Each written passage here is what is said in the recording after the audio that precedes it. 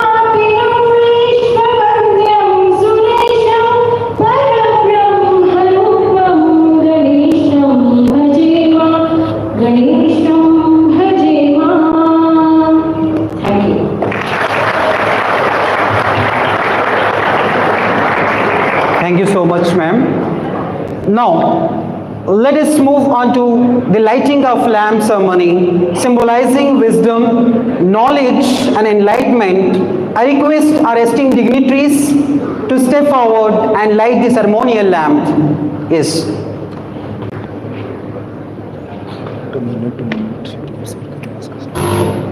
It's there. The students are doing.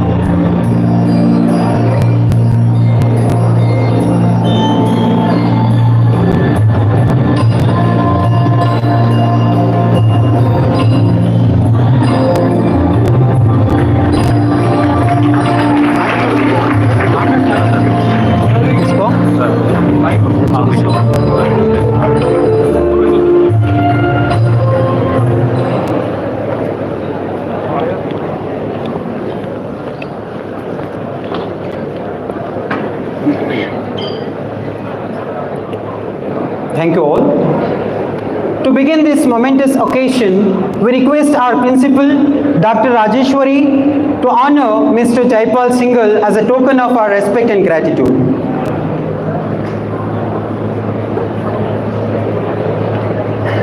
Sir? It's there inside it.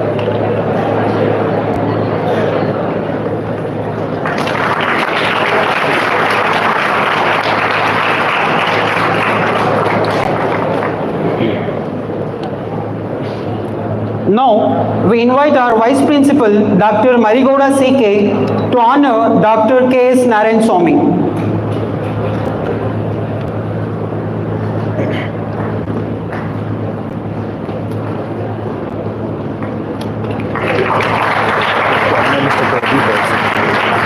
Mr. Pradeep also, honor Principal.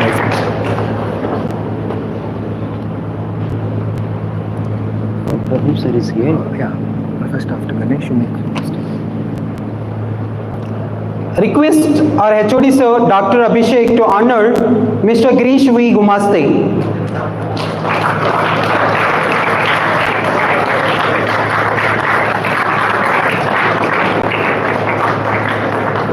Pradeep आपसे पहले I request our HOD, Dr. Abhishek sir, to honor Pradeep sir.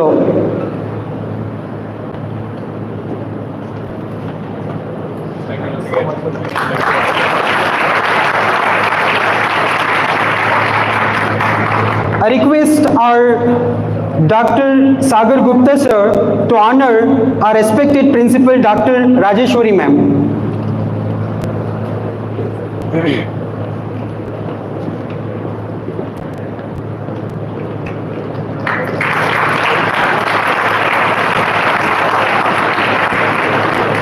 Request Dr. Ramesh C. Raina to honor our Vice Principal Dr. Marigoda C.K.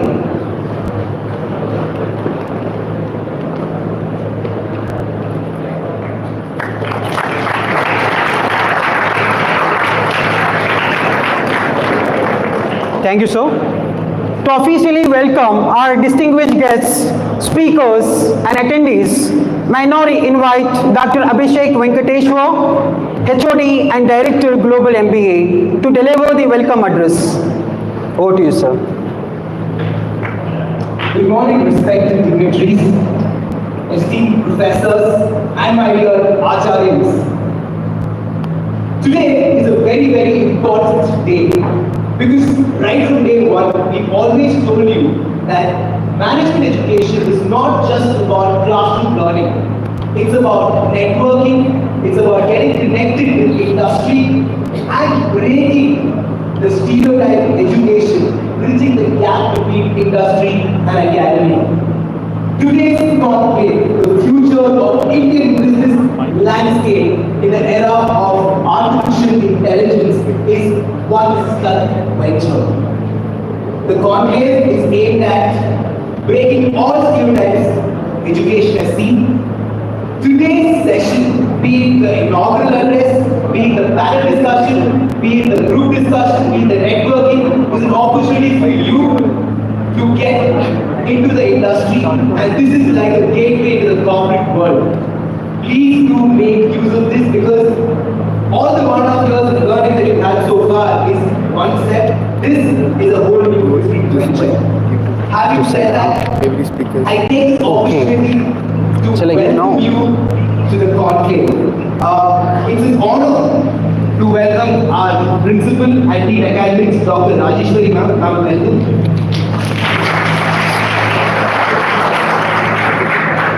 Our Vice Principal, the leader, the Deputy Director of Collaborations and the Pro-Rector of Acharya University, Uzbekistan, Dr. Marigoda sir. Welcome, sir. Mr. Jaypal Singhal, Group CFO, ID Fresh. Sir, welcome, sir.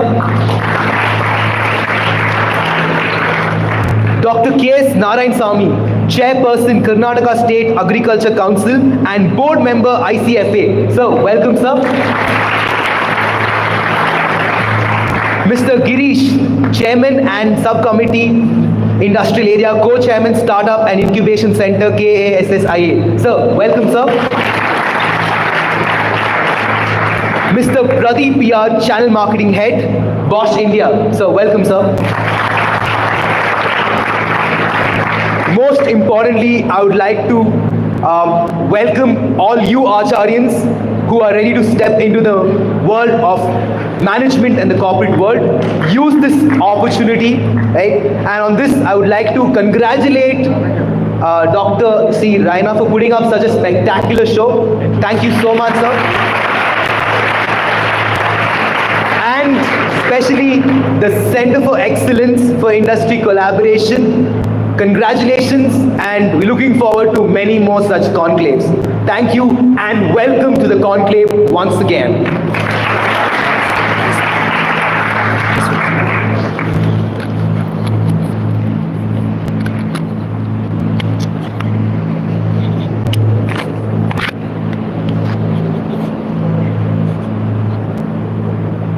Well, thank you so much, sir. As you mentioned, this conclave is going to be gate to enter the corporate world. At the heart of today's event in our commitment to knowledge sharing and fostering innovation to provide an overview of CEIC, Center of Excellence for Industry Collaboration. unveil our newsletter and video magazine, and present the IMA certificate digitally, and throw some light on today's conclave.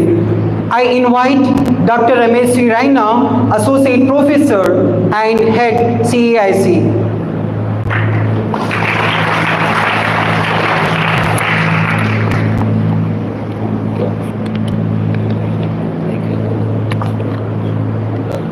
Good morning. So first of all, I am privileged to welcome today's guests of honor,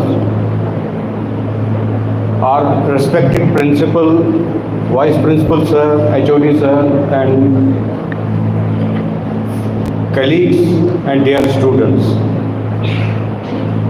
So I am here to throw some light on CEIC and today's conclave. CEIC was born in the month of February 2024. We started this vertical in MBA department for industry collaborations, and the main objective was to make students industry relevant, job ready and performance ready. So that time I had discussed this proposal with respected Dr. C.K. Marigoda sir, and he approved it. He was in Uzbekistan, but he gave the approval. That time Dr. Jain Chaudhary was the HOD and it was approved by him. So the first rolling stone happened, the first milestone happened when he approved IMA membership, institutional membership. So we sent the proposal for IMA membership and he approved it. IMA membership, NHRDN membership, both. So we are now institutional members of All India Management Association. That is the largest management association in India.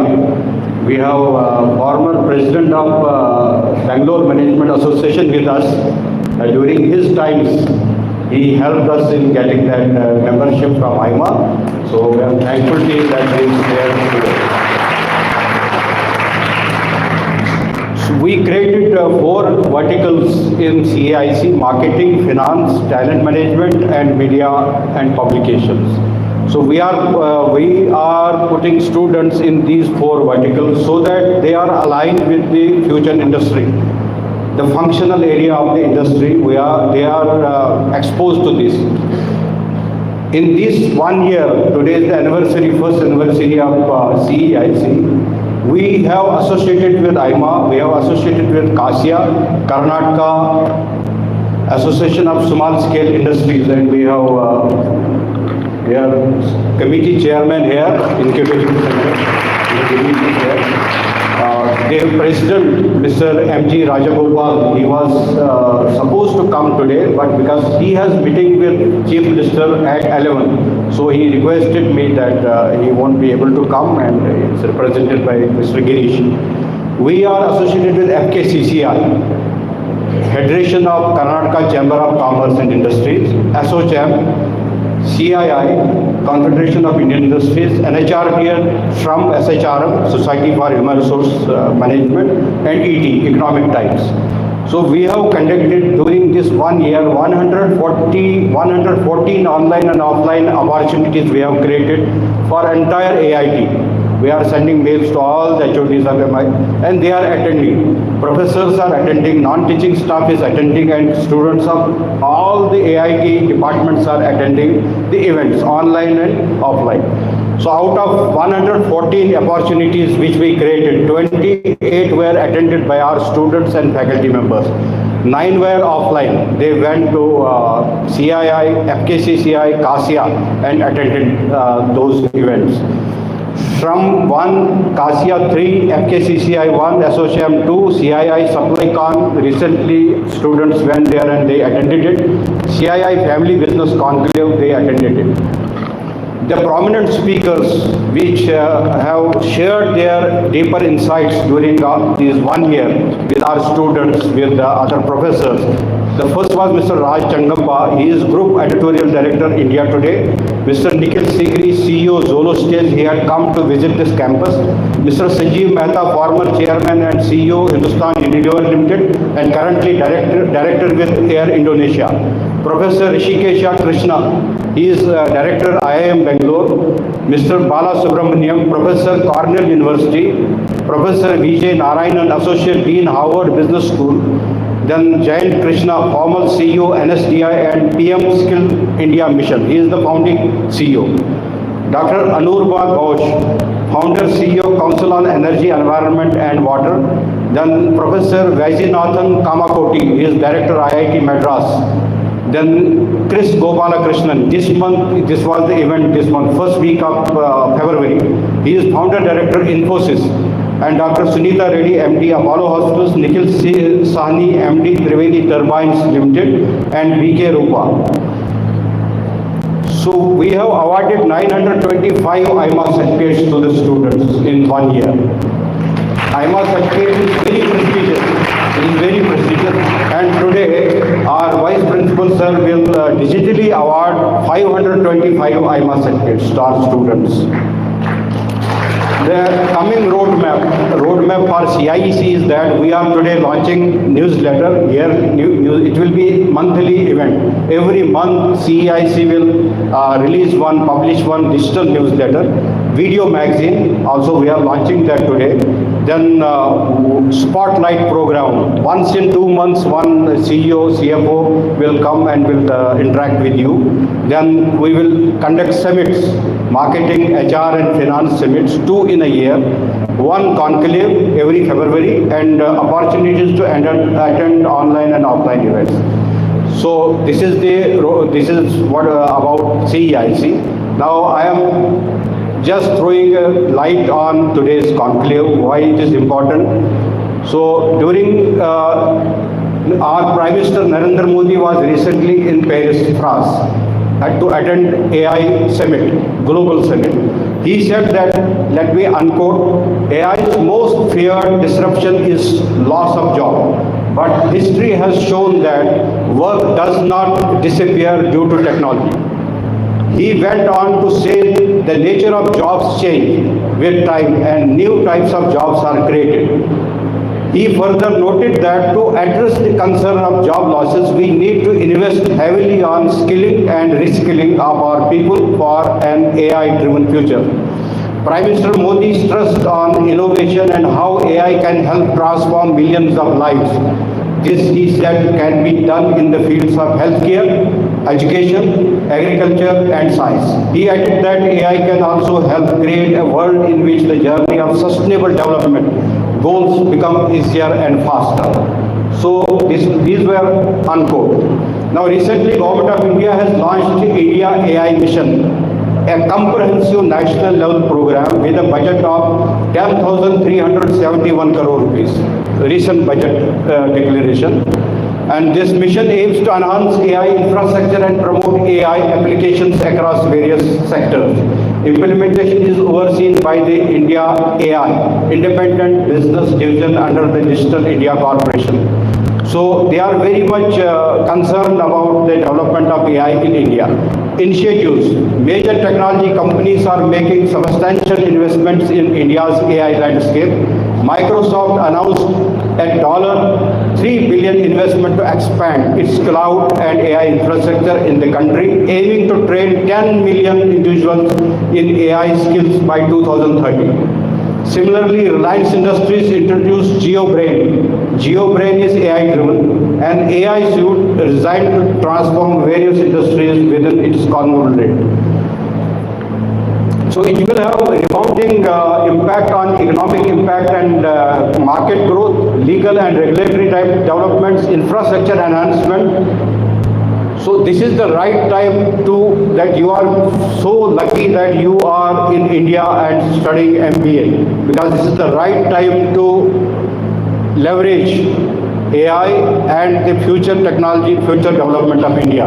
According to CPA, Australia Business Technology Report 2024, in collaboration with ASSOCHAM, 23% of Indian businesses have already implemented AI. India is the first path breaker. 23% have implemented AI. 73% businesses are in the process of implementing AI in 2025. So you have to be relevant. India is also, as you know, that India is growing at 6 to 7% per annum. With this growth, we are the fifth largest economy of the world with $3 trillion US economy. By 2030, India will be third largest economy of the world with $5 trillion US economy. And by 2047, we will be a developed nation with $30 trillion US economy. So India is progressing and you should be the part of that progress. We have 1,14,000 startups, 43 million MSMEs, and we have 2 among 3 people in the world using India manufactured mobile phones. We have 111 unicorns. So I am rolling the ball from this desk, and I will hand over this mic to my MC. Once again, I thank my guests. I had a word with them. I requested them to please visit Acharya. I am thankful to Jaipal Singhal sir. He has a very busy schedule, but he honored my words. Again, I am thankful to Dr. K.S. Narayan Swami sir. He was also, he had to go out of Bangalore, but I requested, no sir, you have to come. And then Mr. Girish, he also, in a short period of time, he is with us. And Mr. Pradeep is always a Bosch, the multinational company, so he is also with us. I am very much thankful to you and thankful to Principal Madam, Vice Principal sir, and our dynamic HOD who is transforming the department during the last 6 months. He has brought lots of changes and I am thankful. Thank you very much. मैक्सिन अभी unveil नहीं कर रहे थे Maxine अभी Sorry. Laptops. Please bring laptops. Sir को पहले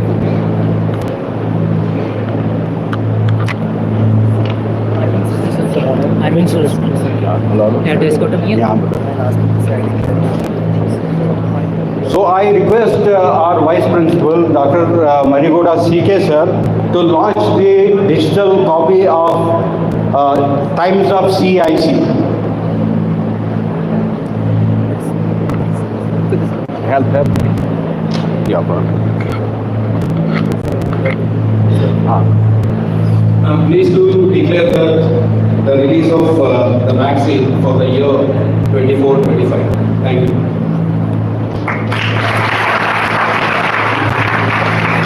Run it. This is the sir magazine, all the events which we conducted during the year, it is in one page, sir.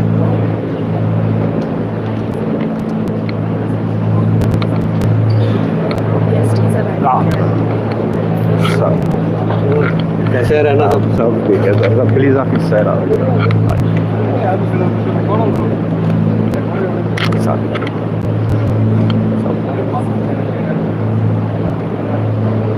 So now I request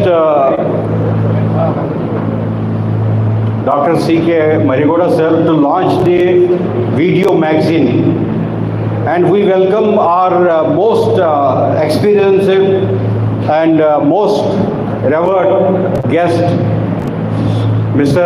Arvind K. Shukla. He was former president of JTM Group. A 25,000 crore company. He was president of that company. He will deliver the keynote address from 2 to 3 today, and he will give you insights about how you can become job. He is coach of CEOs, CFOs, all very senior person. We are, sir, I am humble that you have come, sir. Thank you very much. Video. Launch of video magazine.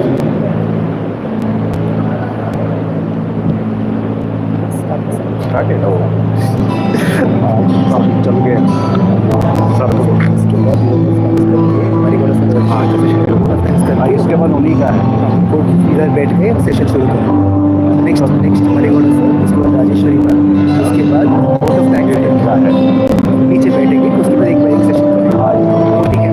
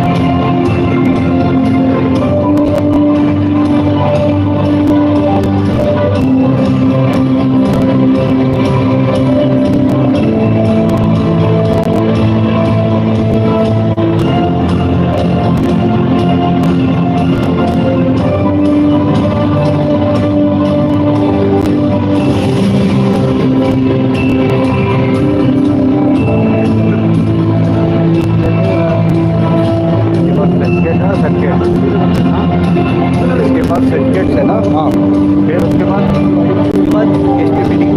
S P तो चलेगी बात, हाँ, उसके बाद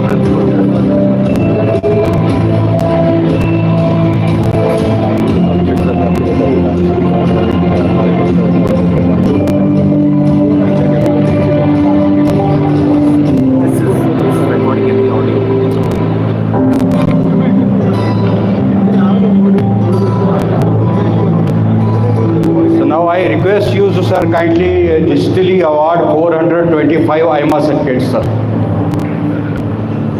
So we have got one Professor Kala Venugopal also. She has also got the certificate. She attended one event also, sir.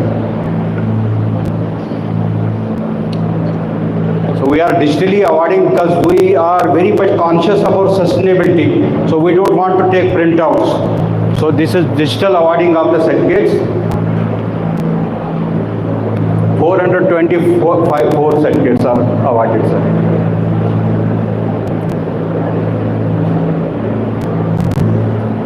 So now I hand over this mic to Professor Pasha for further deliberations. और कुछ है? Thank you so much, sir. It was mind-blowing. CSC is going to really create a good connect with the industry. A lot of events which is being happening from the CSC. However, the students are going to get benefit of it. The journey of education and technological advancement is guided by visionary leaders. To share his insights and words of encouragement, we request Dr. Marigoda CK, Vice Principal of AIT, Deputy Director Collaborations and Pro-Rector, Acharya University Uzbekistan, to deliver the inaugural address. Over to you, sir.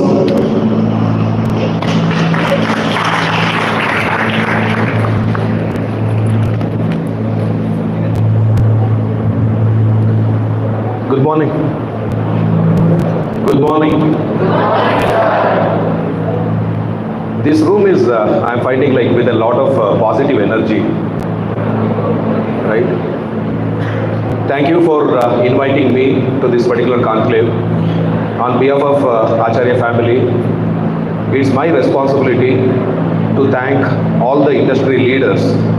They have taken out their time in spite of their busy schedule and for participating in this particular conclave. Let us give a big round of applause to all of them.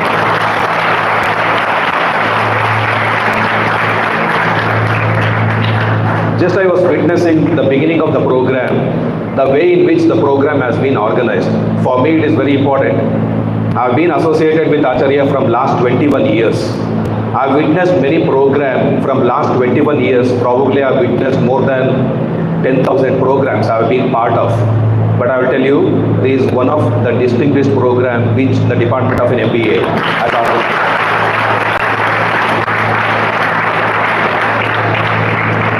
I can able to witness the effort which has been involved in terms of planning, design, plan and execution. And it is very evident, and we should appreciate the effort of Professor Reina, Professor Abhishek and the entire team of the Department of MBA for their, and along with the students, the coordinator. From last 2-3 days I am witnessing that the students are visiting my chamber and they wanted to check, sir, the chief guests are visiting and where to find the place for the chief guest to receive, and initially they will come and take the seat. Okay, I will appreciate each one of you for hosting this particular conclave to connect the academia as well as the industry. Let us give a big round of applause to them. When I checked with, when I received an invitation from the coordinator, just I wanted to check, you tell me what is the topic which I need to address on. They made it a point, sir, you are supposed to address on what is the legacy of Acharya. It is very important for all the invitees and the speakers to know about Acharya. Just I will give a glimpse of what is Acharya, from where we have started and what we are today. And the conclave, it will talk about the future of Indian business in the era of AI. In the same similar line, if you take Acharya, we have established in the year 1990, we have established in the year 1990. We have started with a polytechnic. In the year 1990, we started with only few hundreds of students. And today, over the course of 3 decades, Acharya has achieved a milestone in the vertical of education, research and innovation. And if you talk about in terms of what is the student growth, the population from 1990 we have started with only one institution, Polytechnic, with around 150 students. And today, over the course of 3 decades, Acharya today is hosting the 11 institutions and with a student strength of 15,000 students on campus and with a capacity of 120 acres of campus. And if you see the diversity of the student, it is very important. That is one of the very important parameter where the institution has been measured.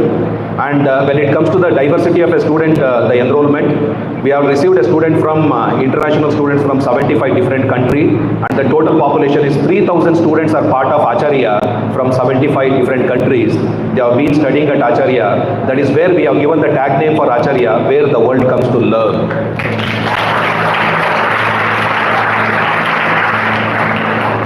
In the process of 34 years of an existence, Acharya has been in the forefront when it comes to academic, when it comes to the research, when it comes to the innovation, when it comes to the extension activity.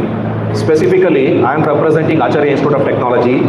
AIT established in the year 2000. We have started with only 3 programs, computer science, information science and electronics and communication engineering, with an intake of 60 for each of the program. Total intake in the year 2000 was 180. And today, over the course of 24 years of existence of Acharya Institute of Technology, and just I am pleased to inform you that 2025 September 4th, we are celebrating 25th anniversary of Acharya Institute of Technology.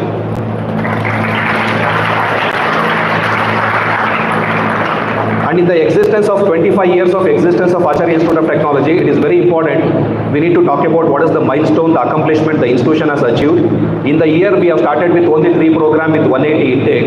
And today, Acharya Institute of Technology offers 11 UG program, 2 PG program, and with a total intake of a capacity 1,140 for UG program, 240 for MBA, 120 for MCA. Put together, it is 1,500 students. From 180 we have started, and today we have 1,500 students every year annual admission, and a total student population across 4 years of engineering and 2 years of an MBA program. Put together, 5,000 students are part of Acharya Institute of Technology. And as a business, every time we will talk about in terms of the percentage of the growth. I know I am from computer science background, but I know the business always we will talk about the percentage. If you talk about the percentage in terms of the growth of an institution when it comes to the student enrollment, in the year 2000 we have started with 180, 2024 we have 1,500 students admission, and the total, if you look at the growth, it is actually 750% growth when it comes to the student enrollment. That will talk about what is the legacy, what Acharya Institute of Technology has been accomplished. Why the students will come and take the admission to an Acharya Institute of Technology? Always they will come with an aspiration. They want to get a success. And if you look at the motto of Acharya, the motto of Acharya is nurturing aspiration and supporting growth. Irrespective of your aspiration, after completing your graduation, you wanted to get into a industry, or you wanted to start your own business, or you want to prepare for a competitive examinations, or you wanted to prepare for civil service examinations, we are there as an institution to support. That is where we have mentioned very clearly the motto of Acharya is nurturing aspiration and supporting growth. And when it comes to the academic excellence, totally 224 colleges have been affiliated to VTU, Vishweshwara Technological University. By considering the last year, the rank received, that will talk about academic excellence, Acharya Institute of Technology has received 15 ranks, and we are standing in 3rd position out of 224 affiliated colleges of VTU. Whether Acharya is just achieved only in the academic excellence? No. Always we believe in holistic development of a student. When it comes to the sports and cultural, every year the university will declare the rank by considering the number of medals secured in the sports and cultural events hosted by the VTU, the university level. By considering the number of the medals secured in the sports and cultural, Acharya Institute of Technology has received 449 points out of 224 affiliated colleges of a VTU. Acharya Institute of Technology stands number 1 when it comes to the sports and cultural.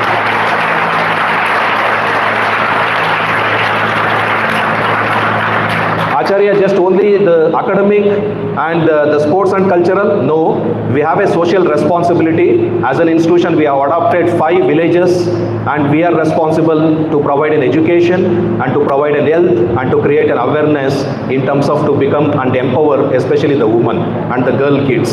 That is what the commitment Acharya has taken, and this is in a nutshell what we have done over the course of 24 years. And it is very evident that when the president of Uzbekistan has invited an application from an Indian university to come and set up in Uzbekistan, I will share my experience. I have been part of Acharya University, Uzbekistan. More than 30 universities from India, they have floated an application to Uzbekistan to set up a university at Uzbekistan. It is an IT university. But out of 30 applications, after attending the presentation from each of the university, finally the president of Uzbekistan and the entire team of Uzbekistan, they have selected Acharya proposal to set up a university at Uzbekistan.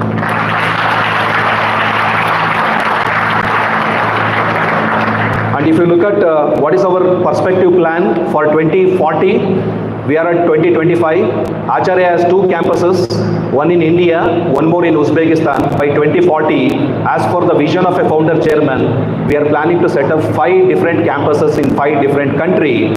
To name the countries, whatever the countries already we have listed as part of our planning, we have a plan to set up our campus in Sri Lanka, we have a plan to set up our campus in Singapore, we have a plan to set up our campus in Malaysia.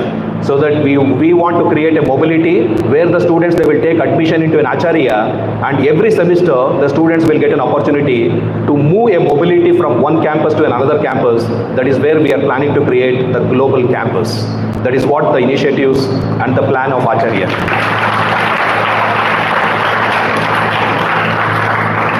To achieve all this, always I should acknowledge 2 important stakeholders. One of the important stakeholders is our dedicated faculty, because of which Acharya has started only with few hundreds of students, and today we are having 15,000 students on campus. We have started with only 3 acres of a campus, and today we have 120 acres of a campus. We have started with only the students from Karnataka, only students from India, and today we have students from 75 different countries. For this, the dedicated faculty and the hard work of our students that has taken this particular institution from what we have started from 1990 and what we are today. And today, the conclave is in the right forum. We are talking about in AI, Acharya Institute of Technology. I am very confident to make a statement that we are technology-enabled campus. Okay? Just I wanted to know, out of curiosity, how many of you are using ChatGPT? How many of you are using ChatGPT? Okay. This will give the positive impact that Acharya Institute of Technology is not talking about the future business of India. Already we know the adoption of AI. We have adopted in our education what is AI, what is deep learning, what is ChatGPT. That is what every faculty and students of this particular students are aware of. This is what my submission to all the industrial leaders. Please visit our campus and recruit the best of the best talent from our campus. Give them an opportunity for an interns. If they really outperform, please observe as in full-time employment. Thank you.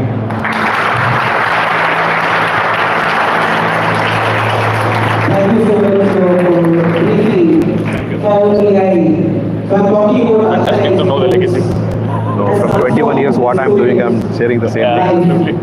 And When I started on this month, 100 students in this campus. Right. Me and chairman together we have started. You have been there, you have literally laid brick by brick in this campus.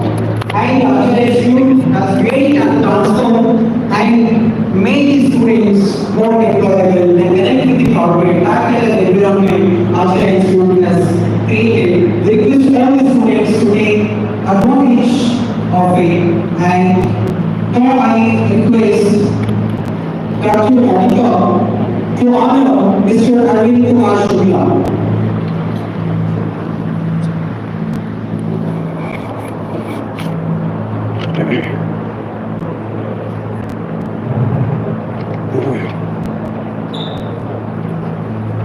ನೀವು ಪಾರ್ಟಲ್ಲಿ ಇರಲಿಲ್ಲ ಬಂದ್ಬಿಟ್ಟು ನನ್ನ ಮುಂದೆ ಕಾಣ್ತಿರಲ್ಲ ಅಕ್ಕ ಸಿಗೇನಾ ಸಿಗೇನಾ thank you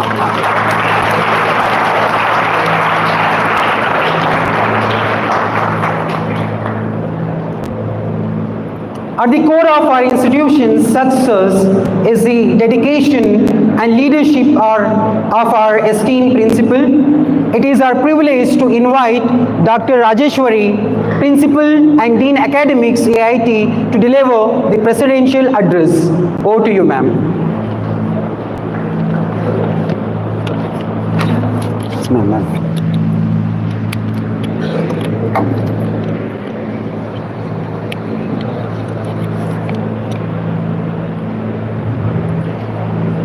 The gentlemen on the dais, fellow colleagues and dear students, good morning. At the outset, first of all, let me congratulate Professor Raina and Professor Abhishek and his team in bringing this wonderful conclave, bringing the industry giants onto this platform and to communicate with you. Congratulations, sir. I'm from an engineering background, so when I asked the team, what should I address? They asked, just share your experience, what you worked with AI.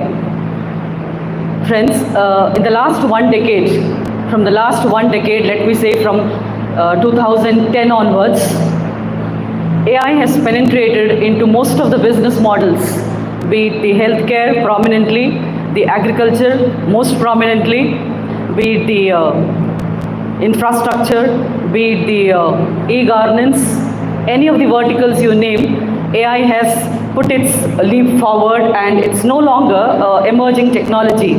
It's a core initiative into the business model today.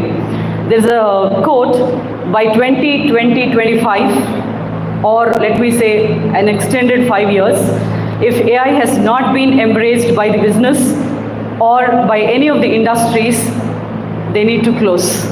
That is the state of art today. When we speak of engineering, we at AIT, not only at AIT, we as faculty and students of engineering, we have started off incorporating AI in all our projects, from the mechanical engineering students till the computer science students. We see all the projects in agriculture, the projects in the healthcare sector for personalized medicine, for predictive analysis in agriculture, for predictive analysis in the share market. We have seen most of the students incorporating the AI models, be it the deep learning, machine learning, the generative AI, or any of these AI models into their projects. When I say projects, it's not that they do at the final year. They start their projects from the second year. So this is the case what we have seen from last 10 years, not only in the students, because the market today demands those skills today. Being Dean Academics, for the MBA students, what is that we need to do so that we get into the shoes of the business today with AI? That is, it is an AI-driven business market today. The students of MBA, what we need to do is, we need to pick up courses, which VTU also has initiated. We need to pick up courses in retail analytics. We need to pick up courses in R programming. We need to pick up courses on computer vision technologies for analysis of the market. We need to pick up courses for any of the machine learning courses in agri applications. So this is our efforts, what we need to put in as the team of MBA faculty team and the students put together, so that what Professor Marigoda sir said, to look into our student skills and kindly see that you absorb them as interns or you convert them into employees. For that to happen, this is the homework what we need to do right from the first semester. Is it clear? All the students of MBA? Yes? Networking is the core idea, fine, but the skills required today, it's not only for the engineering people, it is for the MBA people also, AI and its applications, what we need to look in when we are doing our MBA program, right? That is what I would like to share on behalf of the academics office. I again congratulate this team to bringing this conclave into this shape. It's very professional attire what I see in this program. I wish you all the best. Thank you. Thank you so much for your insights. AI is taking over even in business decision happening with the help of AI. And today we could see there's a research team and and now we have no chance of thinking that we can give a prompt and get all the industry was designing and we did with the help of AI. There's 1.5 advanced Google Gemini and Perplexity. These are the language models we can use. We just have to do our prompting. That really transfer our the growth as well. I request our instructors to take over the session. Once again, good morning. We are now going to start the formal Q&A. But before that, I would request the dignitaries to kindly join the audience as we are going to start the session. And I would like to thank our principal and vice principal for joining us in spite of the busy schedule. Thank you, sir. Thank you, ma'am.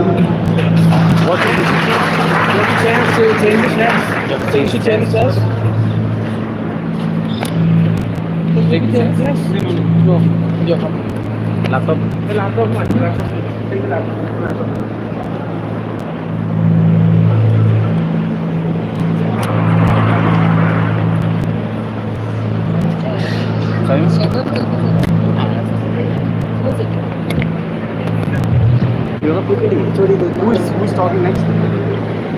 Artificial intelligence has transformed financial transactions, ensuring efficiency, accuracy, and scalability.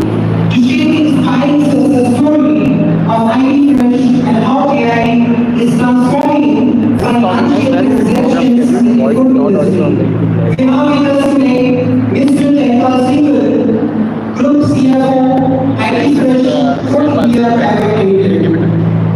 So, over to you.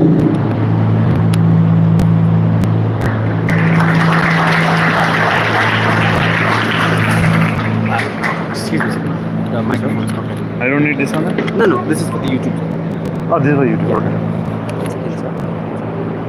Sorry. I now invite Ms. Shiva Mohammadin to introduce our speaker, Mr. Jayapal Singhal. Can you please? Sure, sir.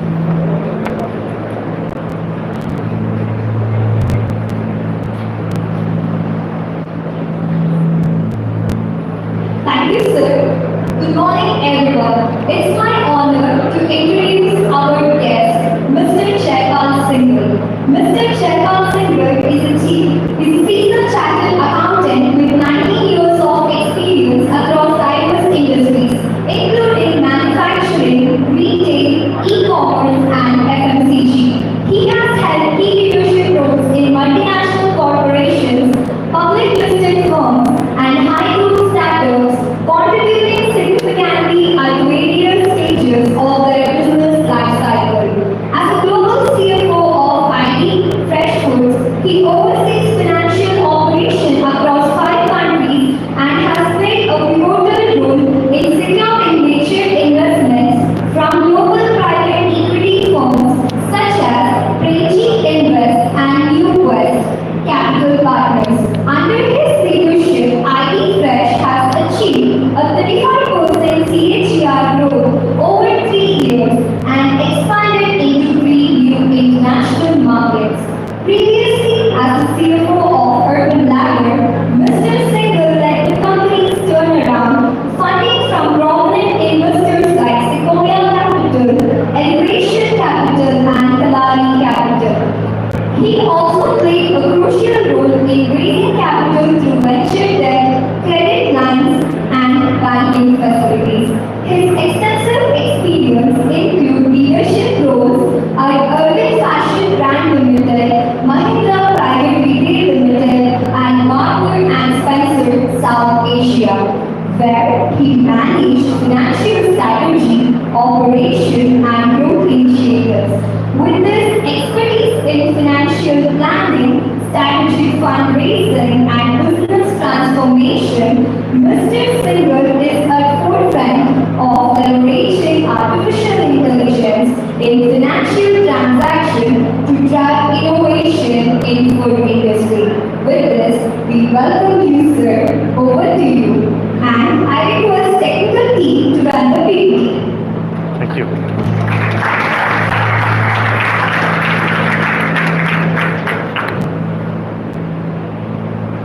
Thank you. Audible? Yes. Thank you everyone. Thank you. Starting with Acharya and Mr. Raina, Dr. Raina, Professor Raina, however we call him. I met him first at a SHRM event, and that is when we got connected. And I think he was very instrumental in me being here today. So I thank all of you.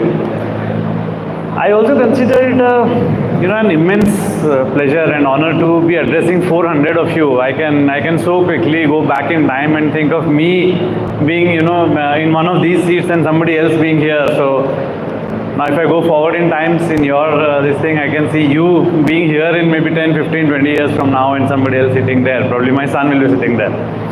So thank you. Very quickly, what I'll do is I'll introduce what ID does, and also I'll explain, probably because you all are going to get into the most like I think the principal and vice principal mentioned, most of you are probably going to get into management jobs, some of you are going to get into startups. So what I'll explain you probably of what my last 10, 15 years have helped me reach these companies wherever they have been able to reach, and I hope those will be helpful for you. A very quick introduction about ID. I mean, I am happy to take any questions in the end or in between, Raina sir, however you suggest. End is better? Okay. Very quick introduction about ID. ID, started about 15 years ago from a very, very small, actually it was 50 square feet kitchen. We were only Bangalore, and I don't know how many of you know about ID, but ID is one of those prominent batter, paratha, paneer curd, coffee, bread, idiyappam, chutneys, all of these fresh food. The largest USP being we had no chemicals, no preservatives, no colors, no additives. That has been our single largest USP for the brand. So about 15 years ago, we saw that there is a blue space, and we started this with the promise that it will be as good as your fresh food made at home without any chemicals, etc. It was 50 square feet, one small product, one kitchen, one two-wheeler with which we started, and only Bangalore, only batter. From there, just to fast forward 15 years now, we are into 5 countries, 60 cities, 10 products, large institutional investors, and about 1,000 crores in the top line. That is what we have been able to achieve. Using my presentation, I'll explain you what has helped us in achieving this, because like I mentioned in the beginning of my session, a lot of you will probably be replicating what we did here in the next 10 years, next 5 years. Yeah?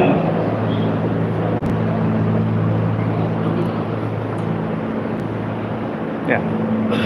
Who is playing it? Who is playing the... Oh, from the technical team. Okay. See, I'll start with one. I'll start with one case study, which was run in Howard in in Stanford in 2009. A very similar batch like yours. They divided into many groups. They said, okay, you have got $5. I don't know if any of you have read it. It might be repetitive if any of you have read it, but at least it had a great impact on me, and therefore I'm bringing it here. In 2009, Stanford divided a group like yours into multiple batches. They said you have $5 and you have two hours of time. So whoever makes the largest return, right? I mean, at the end of it, all of us are going to make, and because I manage finance, I'm going to talk a lot more about returns. We said whichever group makes the largest return on this $5 and 2 hours is going to pick the Group of the Year award, etc. So this is what happened is there are 3 sort of broad divisions. First set of groups, they took the $5 and 2 hours. They started buying a few things at 5, selling it at 6, buying it at 6, selling it at 7, and so on and so forth, and they were able to generate some sort of a return there. The second group, they thought that okay, maybe this $5 is a distraction, but the 2 hours which we have got is what we have to use. They started doing a lot of services within those 2 hours. For example, refilling tires, getting some food deliveries, etc., etc., etc. And they were able to maybe compound 5 into $20, $30 in those 2 hours. The last but the winning group did something very differently. They thought that both the $5 and the 2 hours are traps. Really, $5 is nothing to start with and make a big impact. Similar is 2 hours nothing to create an impact. Any guesses of what they probably did as, and therefore I have not put that there, but any guesses, anyone, of what their approach was, what they chose? Yeah. So what they decided is they realized that the biggest asset that they have is not the $5, is not the 2 hours, but the presentation time. Because the part of the project was all of you do whatever you do, and at the end of 2 hours you will get to present to the entire class. So they realized that the presentation time to 400 Stanford students is the most important asset they have. They went and hired that time out to recruiters who wanted to come to visit Stanford and recruit students like all of you, and made $650 as the revenue to rent out that time, the presentation times. They said, we will not present, but however we have got a half an hour slot to present. In that half an hour slot you take, all students will be in front of you, you can recruit. So I think that why I am bringing this up in my career also, including at IT Fresh, I think that has helped us a lot. What are the learnings from the case study? There will always be an obvious solution that is simple, clear, but at times entirely wrong. We must ask foundational questions like the third team asked themselves, that what is in our hands, what else can we do, what is our hypothesis and why, what are our core assumptions, and how can we deliver the maximum output out of this. What they did, and what maybe in my career I have done a lot, including at IT, is select the high leverage approach of where do I have my highest leverage. There will always be traps, there will always be distractions, but how to avoid those traps? The $5 in fact was a trap, right? I mean $5, nobody can do anything with $5, but that was a trap. Sometimes MBA graduates like you probably will have to take the rest of the management and the rest of the leadership team out saying that this is a trap. I have seen so many traps, so many distractions.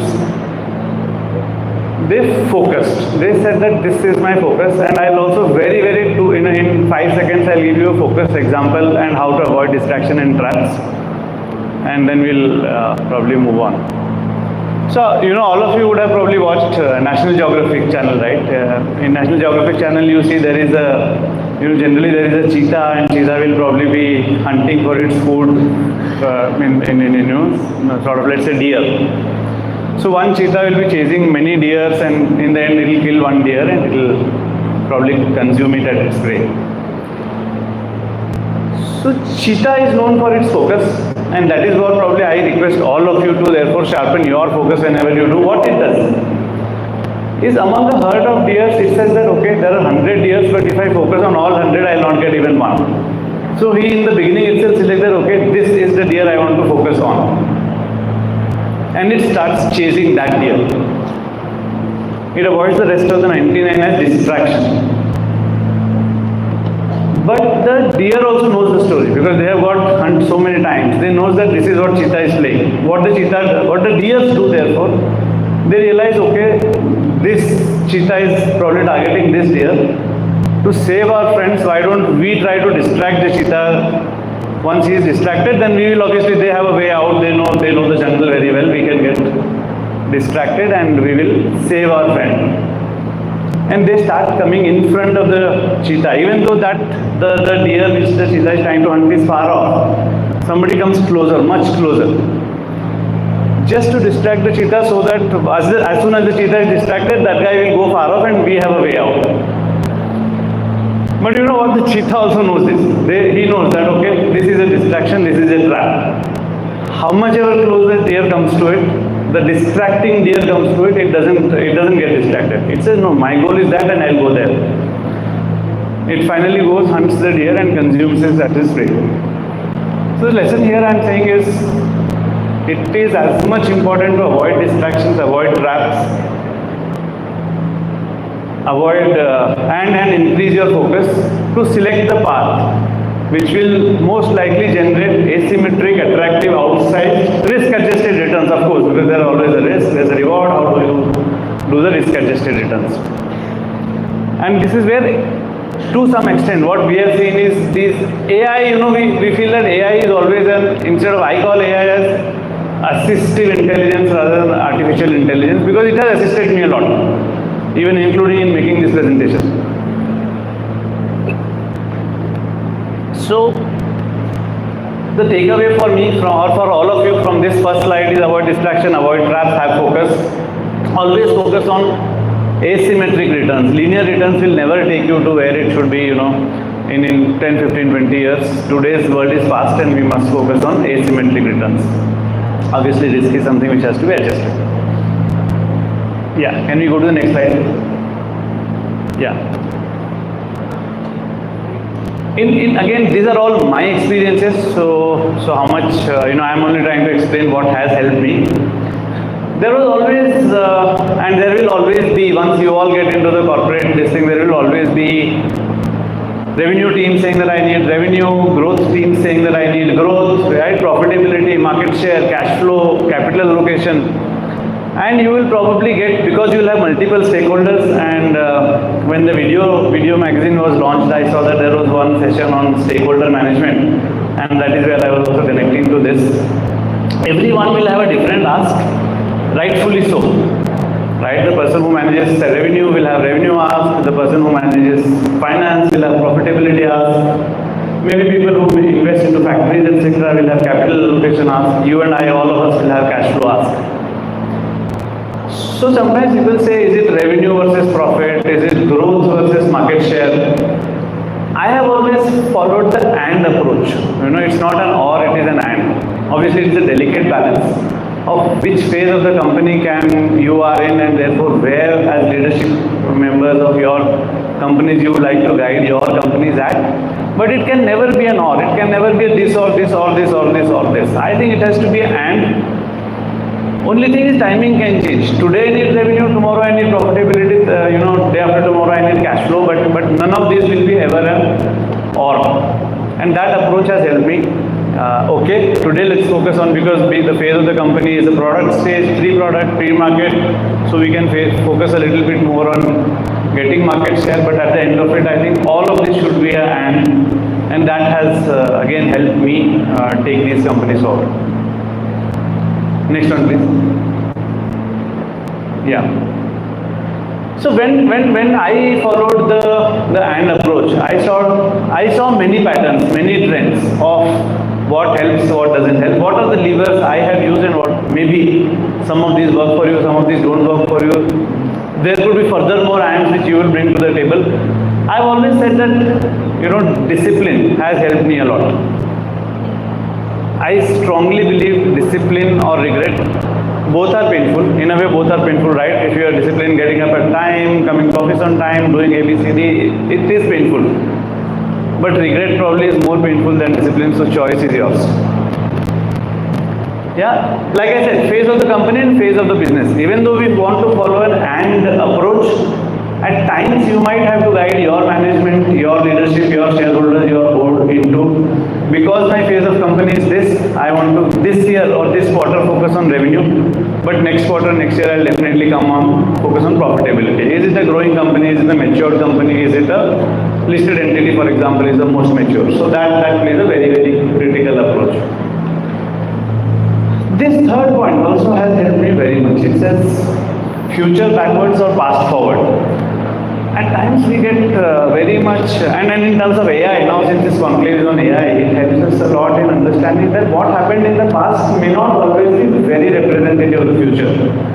For example, if you look at past, there was no 10-minute delivery. Today there is. So do we have to therefore schedule our management jobs, company leadership? I'm assuming that all of you will sit on the leadership boards at one point.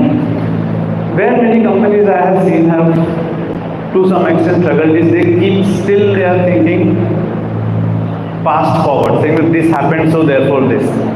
But if you are able to think a little bit more future backwards, that okay, this is where we want to reach, this is where I think we can reach, and therefore how do we walk backwards, has at least worked for me.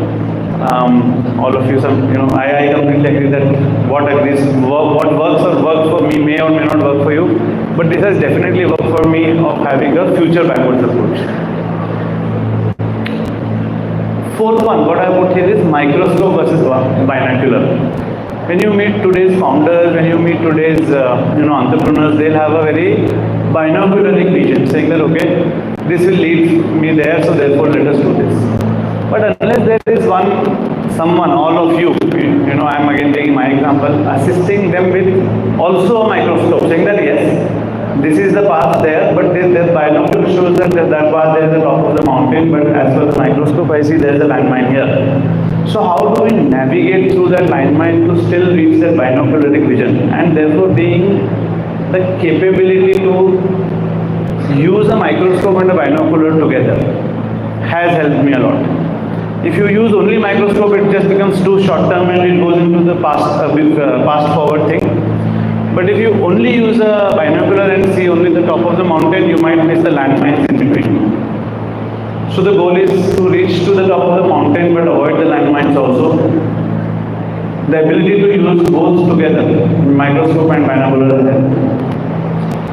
Last but not the least on this slide, I'm a very strong believer of it is more about our choices than about luck, skill, abilities. All of them play a role, but in the end I think choices are what makes us what we are. Choice is what has brought you and are sitting here. Choice is what has brought me talking on this dais. Of course, luck plays a role, skill set plays a role, abilities has to be there. All of I'm not saying this is an or, this also has an and, but in the end, I very strongly believe that it is our choices which matter the most. Next, please. Yeah. I've divided this slide into 3 parts because what happens is now you all will get into this that okay, this is the goal. The goal could be any. The goal could be for now to clear MBA. The goal immediately next could be to get a good job. The goal 5 years down would be to get into revenue. 10 years down would be to get into profitability. I've seen that the goals we should be stubborn about, but we should be flexible about details. I have been flexible about details in my entire career. And that helps. When I think flexible about details, it means when I set the goal, I said, okay, this is how I'll achieve this. But during the journey, and that is where my second paragraph comes in, I'll very quickly read for all of you. I will develop a good understanding about my subject. But if somebody points out flaws in my understanding, I will listen with an open mind. I will not say, no, I know it all. I have been managing global CFO role for 10 years, so you can't teach me finance. No. If you want to teach me, I'll be very happy to take it. As long as it falls under mine. If I find his arguments convincing, then I'll revise my opinion. And profusely thank him for correcting my thinking. I cannot tell you how many times my thinking has been corrected in the last 20 years, including maybe in this year. And that has helped. Last but not the least, again in this slide, just before that, flexible about methods, be over prepared. It has helped. Let's say I had to reach at 10 o'clock today, I will somehow try and reach by 9:45. That has helped. Preparation always beats planning. You would have planned saying that I'll do this, then I'll do that, but any amount of planning, in my experience, has not been preparation. So preparation always beats planning, though planning is required. Why? Because planning is based on the expectation of order, saying that everything will be alright, there will be no signal, there will be no traffic, there will be no such A, B, C. But preparation is based on expectation of chaos. When you are prepared, you say, okay, this may happen, this may not happen. If, then what? All of those answers are answered. Plan for order and you will be destroyed by chaos. Because chaos will always be there. That I can assure you. I can, with 100% assurance tell you that in the next 20 years, chaos is going to be there. Prepare for chaos and you will thrive in any condition. And last, I think this is a very personal lesson for me. When we started, I started like all of you, right? I started as a junior most executive in some of the entities, and I always used to think that there is a lot of climb here. Everyone who is there at the top is now making everything so easy, but I have to work 12 hours, 14 hours a day. And this is somewhere I read and I really like it. Climb is a necessity, not an option. If you got dropped from the top of mountain, you would pass out from the altitude. The climb, when I'm saying climb, this climb is all the climb through our careers, what we are going to climb for the next 20 years. I have climbed and I have still to climb for the next 20 years. You guys will start the climb. The climb physically and mentally prepares you for the summit. This is the reason winning a lottery often ends up being a curse. If you do some research and some statistics on people who have won a lottery, and 10 years, then 20 years, then you would see that it has often ended up being a not so great outcome. The climb to earn the money prepares you for the challenges of having it. Creating is easy, sustaining is difficult. The climb ensures that you also know how to sustain it. Never intentionally seek to avoid the climb. I think in the next 20 years you should never say that, okay, make it easy for me, make me the CEO straight away. It just doesn't help. Thank you for the struggle. Thank the struggle for what it will do for you. That is what it has done for me. I have struggled, and I think today I thank the struggle for what it has done to me. Yeah. Next slide, please. At steady state, again, I am now reaching to more or less because you I think initially it was said that some of you will start corporate careers, some of you will start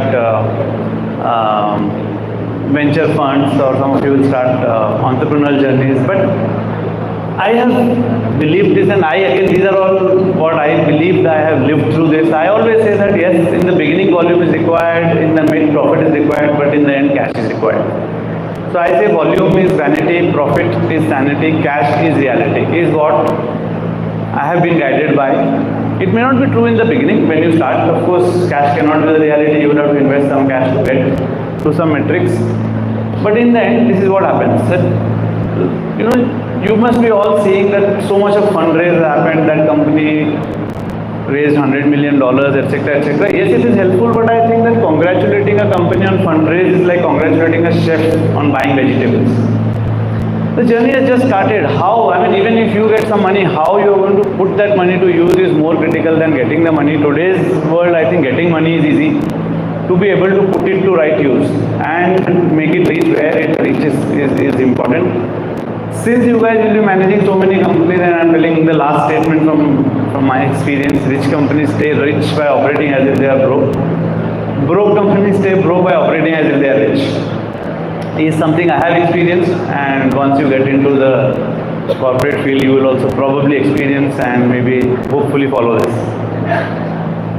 Next, please. This is the last slide. I also feel that conviction is contagious. If you want to do something, I think first thing to do is to sharpen your conviction that yes, this is the right thing to do. If I wanted to come here, first thing is to sharpen my conviction that yes, this is the right place to do, this is the right audience to address, and therefore conviction is contagious. Like I said about choice and abilities, I also very strongly feel it's about the will and not the skill. Skill is required, of course skill is required, but it is still about the will more than the skill. And last is again, linked to your conviction. If you have faith, if you have fear, you will always ask yourself, what if? If you have faith, you will always tell yourself, even if. And again, I am bringing my learnings. I have always said, okay, I have conviction, I have faith, and therefore even if this, I will do so much. Yeah. Next please. This is the last slide, and this is what has helped me, and maybe this is the last lesson I will leave all of you with. Sometimes avoiding stupidity is much more easier than seeking brilliance, right? We just end up doing some small stupid things. Of course, brilliance is required, and we must strive for brilliance. This doesn't mean we should not strive for brilliance. But while we are striving for brilliance, I think avoiding stupidity is so critical for all of you for the next 10, 5, 10, 15, 20, how many ever years you want to work is my learning, and I sum it up with that. Thank you very much. I think this is the last slide. Thank you.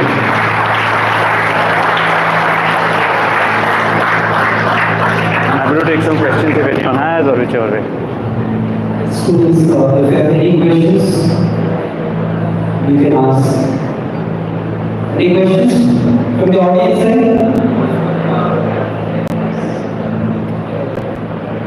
I can hold it, man.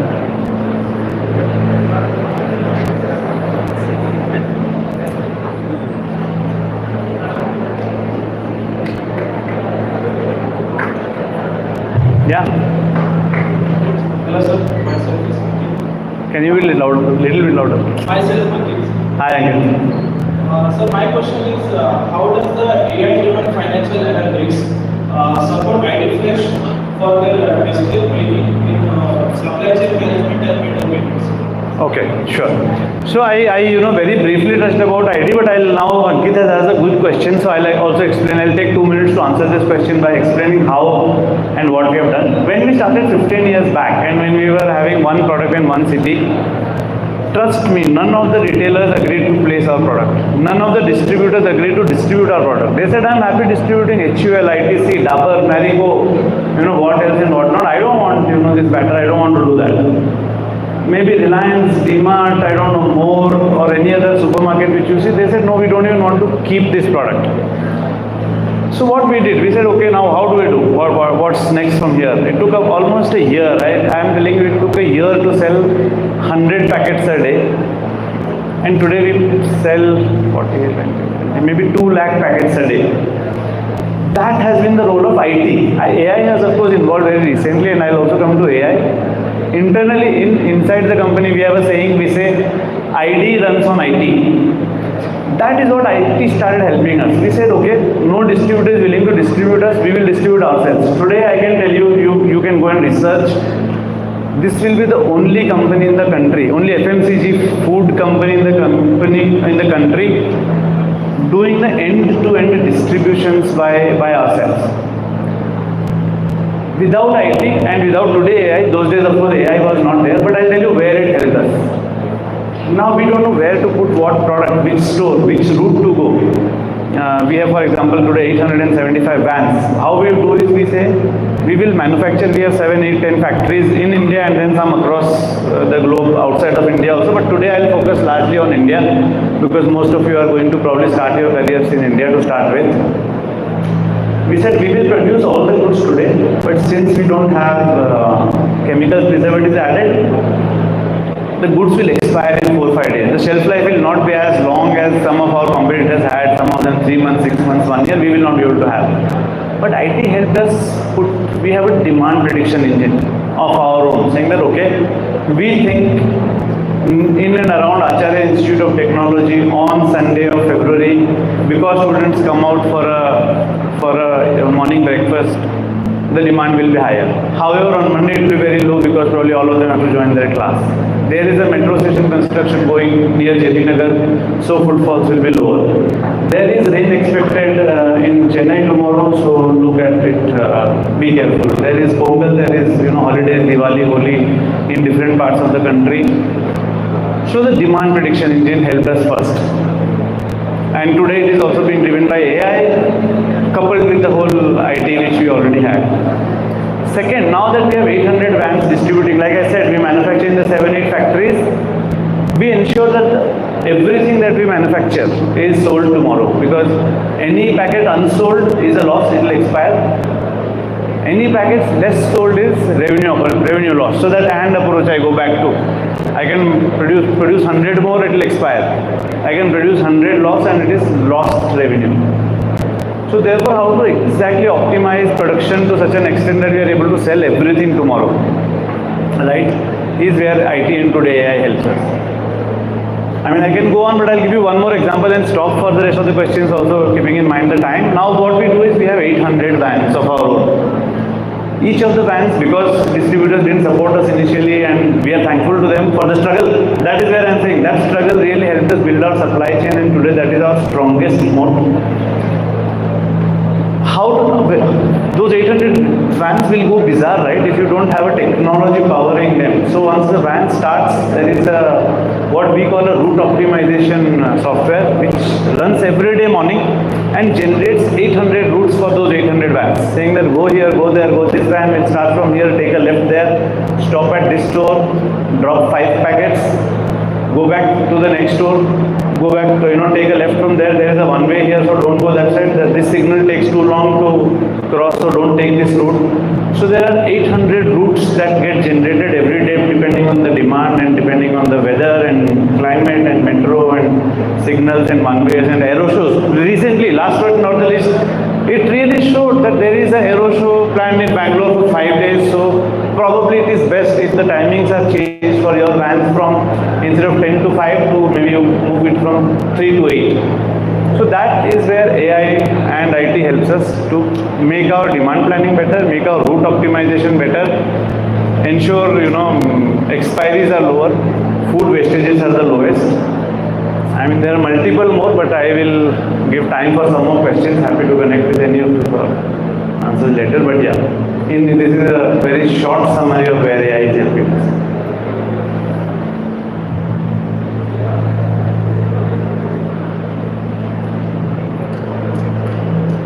I'll take 5 more minutes so that students are interested. Hi sir, my name is Ifra. Hi, Ifra. Hi sir. Actually, I know ID Foods. ID were introduced on 2005. I want to ask about ID Foods, not about the name. Sure. In the beginning, the ID faced huge decline in size. I know that. What's the strategy or vision ID used to increase the sales? I want to know. Sure. Thank you. Yeah. And I again come back. See, all of my learnings are from what I've done. I again come back to that slide what I was showing on struggle. I think struggle prepared us for that. When nobody kept even one packet, we said, okay, three mantras we follow till today. Be consistent, be persistent, be efficient. I think, in summary of last 15 years, we said we will be consistent. We will be there in every store, every day, every SKU we will place. If you go to any store, we first ensure that product will be available.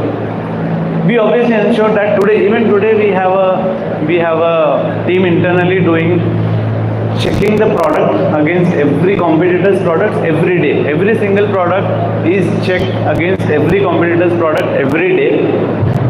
We say that continuously for if for a few weeks our product scores lower, then let's withdraw the product. And I can tell you with real examples, we have withdrawn the product. Even though the product was doing very well, we saw that, okay, the product is consistently scoring lower than competition, so let us withdraw the product. We said our product will be the best. It has to be the best, otherwise don't sell. I mean, we are saying we are okay not to sell. Revenue is important, but getting the trust of the customer is more important than revenue. So we worked on, if you see, we have not spent too much money on marketing in the last 15 years. Where we have rather spent money is on gaining customers' trust. Saying that the consumer should come and pick up ID not because it is priced lower, not because it was available, etc. Because they really believe that this is a great product.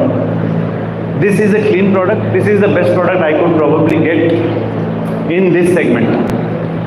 So that is how we did consistent. Persistent. We said sometimes things in this area or this store is not working, but we will continue to be there. We will continue to be there just by doing it every day. Right? I'll give you another example of this. See, sometimes, for example, if you start losing weight, or I tell this to my wife, I say that, see, can you exactly define when you fell in love with your wife? You will not be able to define that. It just happens over a period and you realize you are in love. Or same for weight loss. You can never define that, okay, on 25th January at 10 a.m. I lost. It just happens. Every day you lose 1 gram, 2 grams, 1 gram, 5 grams, 2 grams, and in the end you realize you have lost weight. So I think business is also like that. You just keep shaping up, stick to your strategy, stick to focus, stick to the struggle, stick to the climb, and over a period, if you have not deviated, and last slide, just avoid stupidity.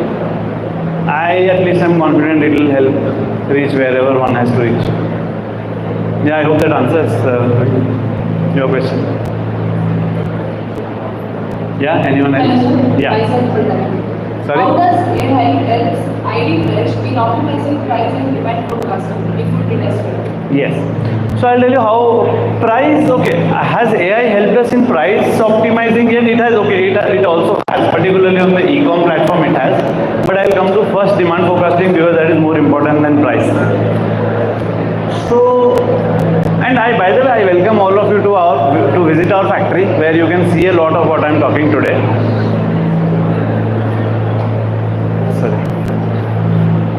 So in terms of demand forecasting, as like I said, we have 800 vans selling every product into 50,000 stores every day.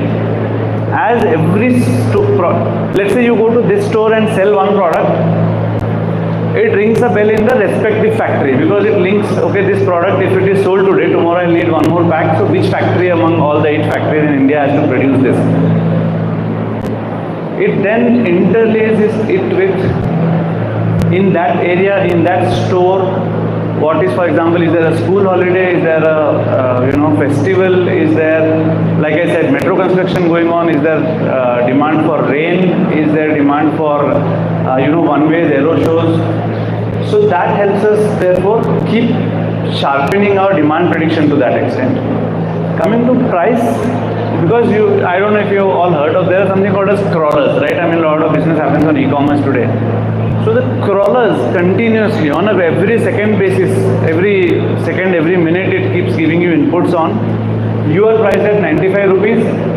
Your competition XYZ was till yesterday priced at 94, today they have increased to 96. Or till yesterday they were at 99 and today they have made an offer and therefore running. So we can also sharpen our pricing or proposition for the consumer. Though we don't do it so much, we still go by the product and the trust, but we get some inputs from AI saying that this is what rest of the people in that pin code. See, today AI is able to give us pin code level pricing data, and you all are users of Swiggy, Zomato, Zepto. You will see in every pin code the price is different. And therefore, it helps us in sharpening our pin code level pricing if required for a particular product, depending on where the competition is, depending on where the demand is, or sometimes depending on how much inventory is left. It keeps giving us that if you don't promote this today and maybe slash 5 rupees off, you will be left with 3 packets which are not sold, and therefore you lose the whole shelf life of the product. So that is where it helps us. Yeah? Good morning, sir. Hi, good morning. May I know how this AI-driven financial transaction contributing ID risk intelligence? Sure, yes. So like I said, right, we are probably the only company in the country which do our own distribution entirely end to end. So therefore what happens? I mean, in size we may be much smaller than an HUL, ITC, Marico, Dabur. But because we do ourselves, if you look at, and we supply to, our mantra is every tray, every store, every SKU, given the short shelf life. So yesterday, for example, I would have done 50,000 transactions for 50,000 stores, and therefore 50,000 invoices. Each invoice, if it is having, let's say even 3 to 4 SKUs, one batter, one paratha, one paneer, yesterday's sales report will have 150,000 lines. In a month, 150 into 30 is 45 lakh line items, and in a 1 year sales report will not come in one Excel sheet. So without AI, how to reconcile where money has come, where it has not come, how much is due from whom, is all done auto. Today in our receivables team we have only 2 members. Thanks to IT and AI, I'm saying we started with IT and it has evolved into AI now. Because of those auto reconciliations, because of those auto exception reports, because of those auto sort of matching and throwing out only that these are the 5 lines you have to focus on. We couldn't have otherwise matched anything. We would have probably lost track of what is what, on a, if our 1 month sales report is 45 lakh line items for India. I'm not even including other geographies across the globe. Yeah, I hope that answers, Bhumika.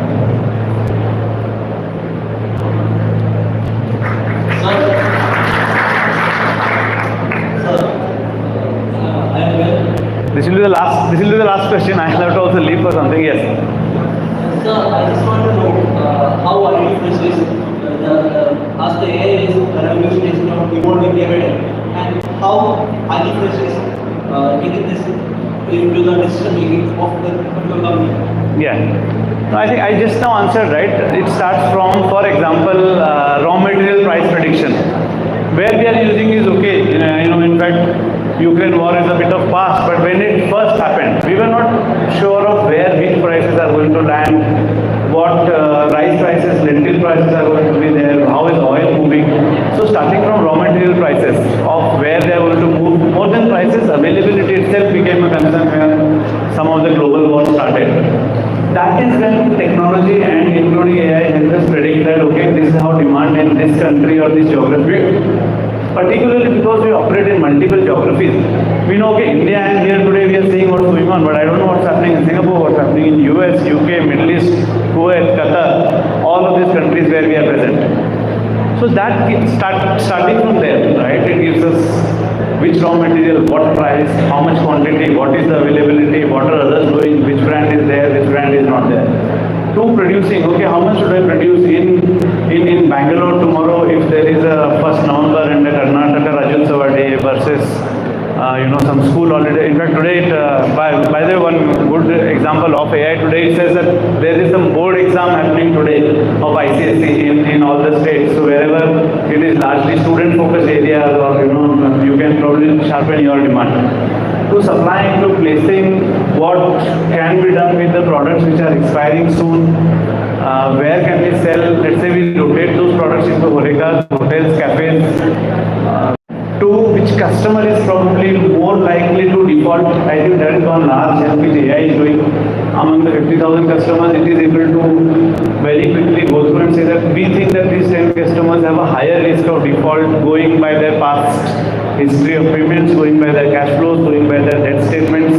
So that is where AI has helped. Yeah, and I mean, I'm summarizing it within these 4 or 5 items, but in every aspect of the entire journey and IT, tech and AI have helped in multiple factors.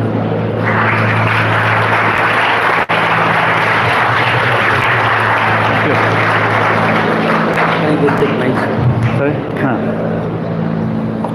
I put the article. Thank you so much, sir, for explaining the step-by-step how the ID Fresh has got success by having discipline. Discipline is one of the elements to the success, and having a good choices and consistency in persistence and avoiding this stupidity. So we'll keep this in mind and try to implement if we start a new venture. With this note, if you have any questions, we will connect with later with the help of our director CIC. Agriculture is the backbone of our nation, and AI is playing a critical role in its transformation. To shed light on how AI is driving innovation, sustainability, and self-reliance in the agriculture sector, we're honored to have with us Dr. K.S. Narayanaswamy, Chairperson, Karnataka State Agriculture Council and Board Member, ICFA. I now invite Mr. Muhammad Umair to introduce Dr. K.S. Narayanaswamy.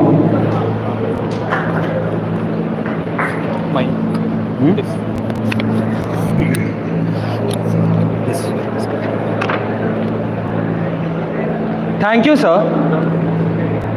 Good morning, everyone. It's my honor to introduce the guest, Mr. K.S. Narayanaswamy. Dr. K.S. Narayanaswamy is a prominent leader in India's agricultural and seed industry, with a distinguished career dedicated to innovation, sustainability, and self-reliance. He has held key leadership roles in organizations such as NSAI, ITC Zenka, Advanta Seeds, and the Karnataka Seed Producers and Marketer Association, where he has played a crucial role in advancing seed technology and biotechnology while advocating for farmers' interests. As chairperson of Karnataka State Agriculture Council and president of ICFA, Dr. Narayanaswamy has been instrumental in shaping agricultural policies and strengthening collaborations between farmers, policymakers, and the private sector. His expertise spans policy advocacy, intellectual property rights in agriculture, and promoting hybrid seed adoption to enhance productivity. Additionally, his contribution to industry growth in Bangalore are significant. As the former president of the Bangalore Management Association and KSPMA, he has actively facilitated dialogue between industries and the government of Karnataka, helping bridge gaps and drive agriculture innovation. His leadership continues to shape the future of Indian agriculture, ensuring its global competitiveness in the era of AI-driven advancement. We welcome you. Over to you, sir. I request technical team to run the PPT.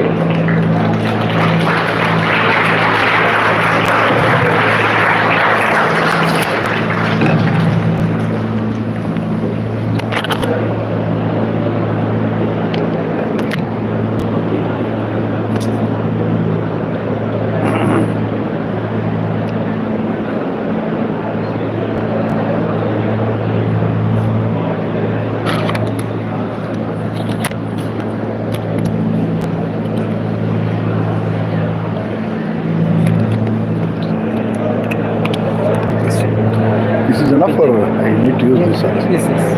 Okay. It's on. Okay.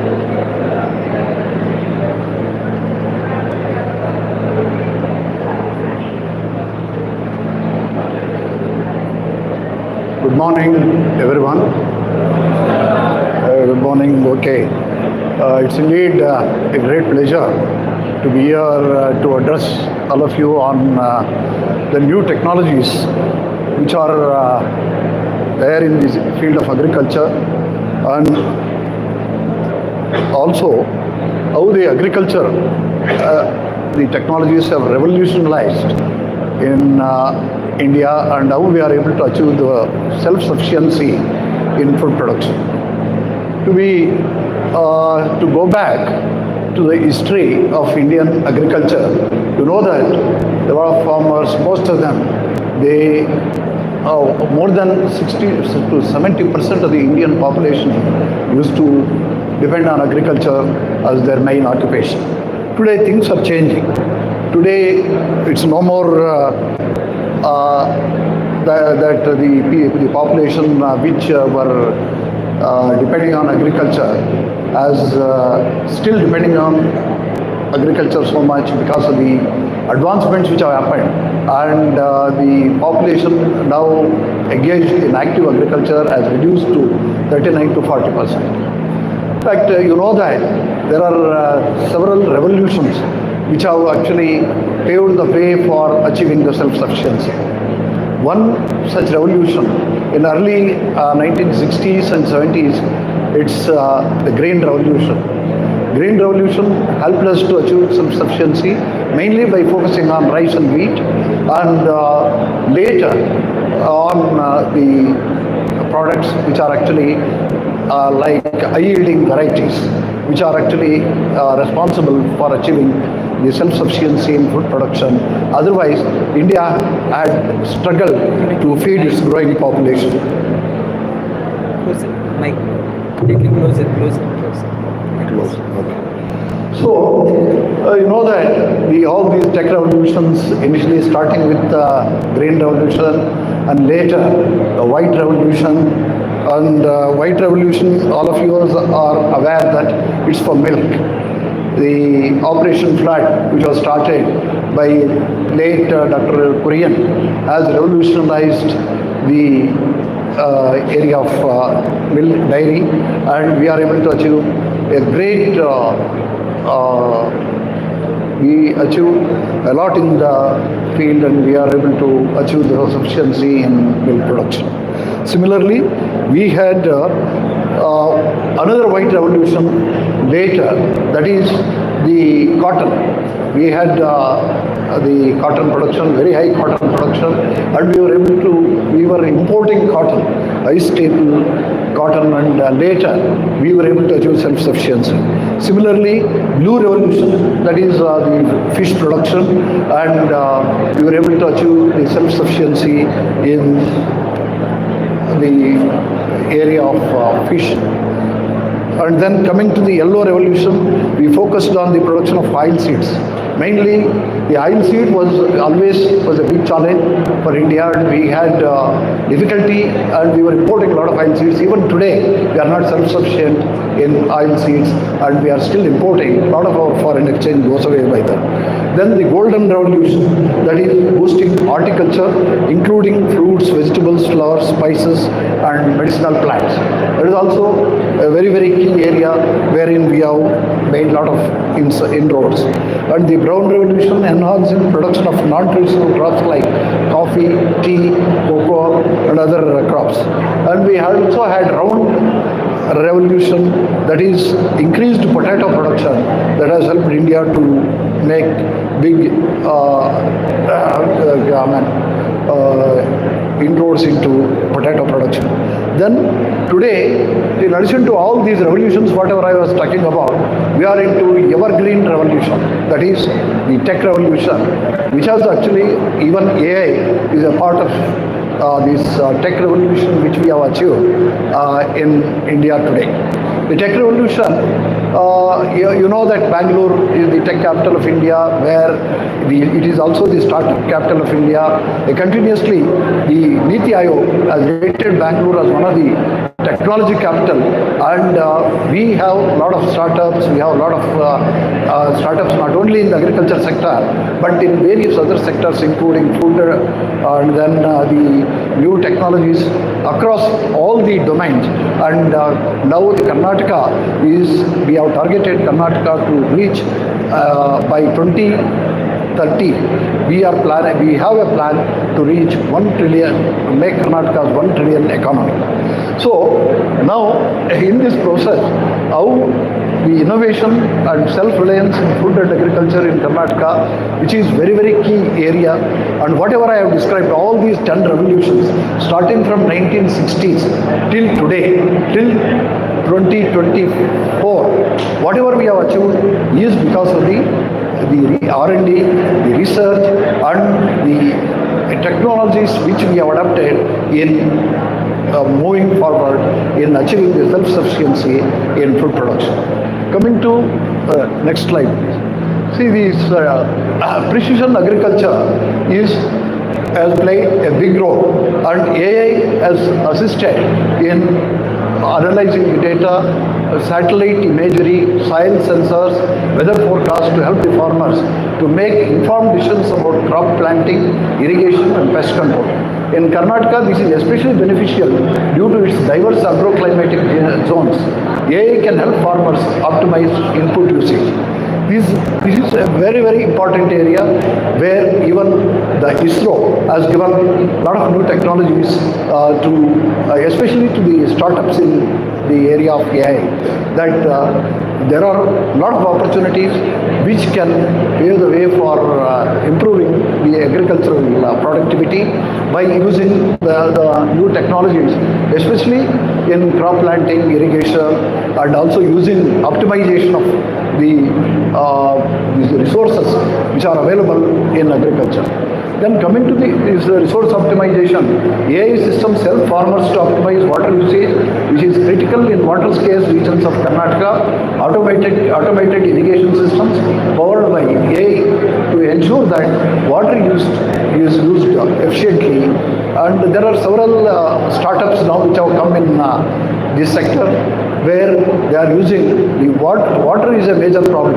A lot of water was wasted.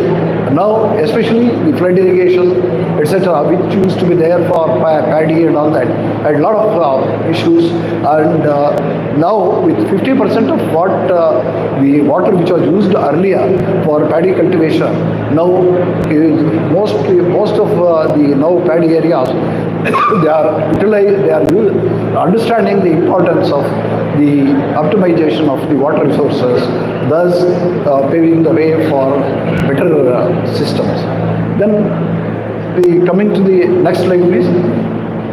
Then the crop disease prediction and pest management. You know that a lot of the crops were getting destroyed and the pest was the major problem. And we used to initially, before the AI technologies were there, what we used to do is we used to have technologies like IPM, integrated pest management, and the various other tools, which now slowly has given us the better preventive measures by reducing the crop losses and minimizing the use of chemical pesticides. Even the usage of the drones, etc., for the pesticide sprays, etc., has helped the farmers to save the pesticide costs and also to use the required dosage, etc., so that the crop can grow better and yield better with minimal sprays, etc. Then coming to the precision and pest control, AI-driven pest management systems predict and identify pest outbreaks, recommending targeted interventions instead of blanket pesticide spraying, which is more sustainable and cost effective. These are the very important usages which AI has given to the farmers, and now several startups in Bangalore have come up and which has helped the farmers, especially the mobile apps through which they can get the alerts for this kind of new technologies has helped the farmers to move forward with great confidence that they can definitely use their resources very effectively and efficiently. So AI genomic selection, AI and machine learning algorithms are being used to analyze large data sets of crop genomics, helping develop drought-resistant, pest-resistant and high-yielding crop varieties in Karnataka. AI's role in developing resilient crops can help mitigate the impacts of erratic weather patterns and changing climate conditions.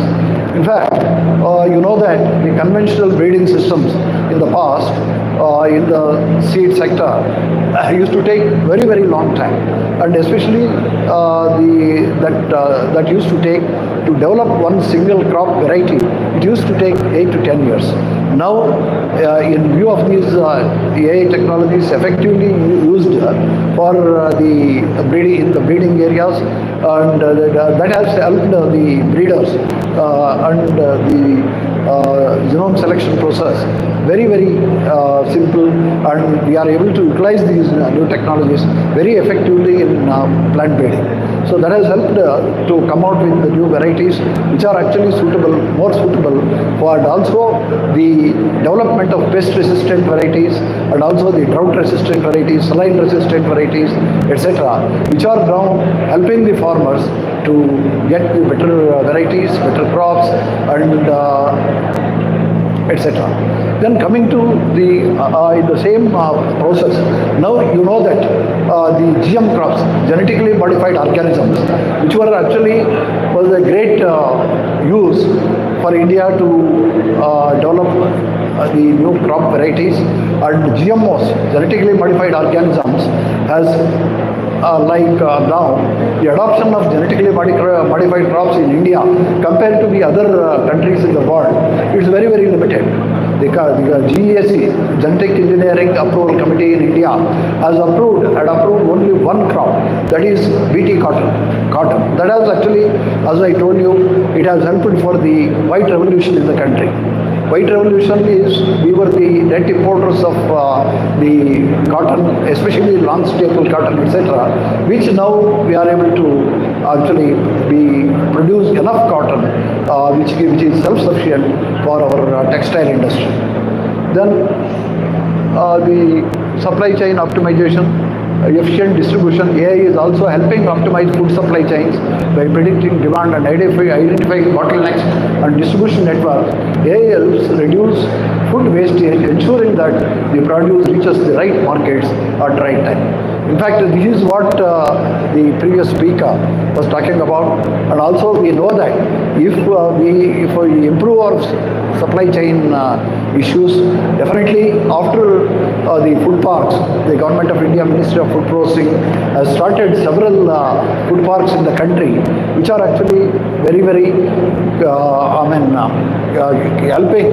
Our food processing in the country was very, very low. It was just 2%. Today, because the Government of India has given a lot of impetus. Food processing sector. Food processing in India is using new valuation in the food sector is coming up in a very fast pace. So that is the help of the food sector to grow in a faster way. The food sector has that cold chain logistics. In fact, a lot of food used to get wasted because of the lack of food chain in India. Now, the improved cold chain facilities and also the storages, the processing, etc. has helped the food processing sector and also the cold chain. So, helped the food staying of the food instead of wastages in the post harvest and other areas. That has helped the food sector. And the farm mechanization and automation. The farm mechanization, AI powered drones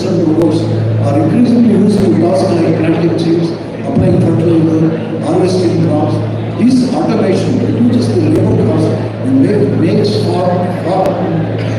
makes farmers and farming practices more efficient and effective.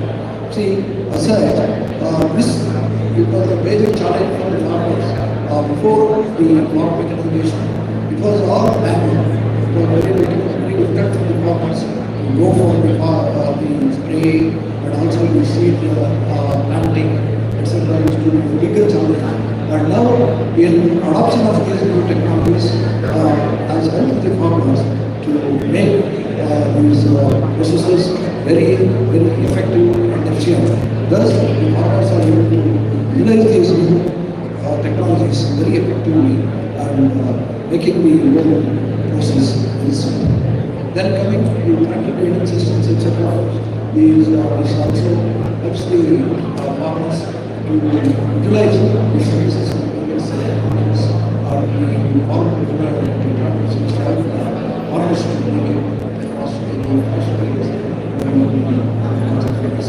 then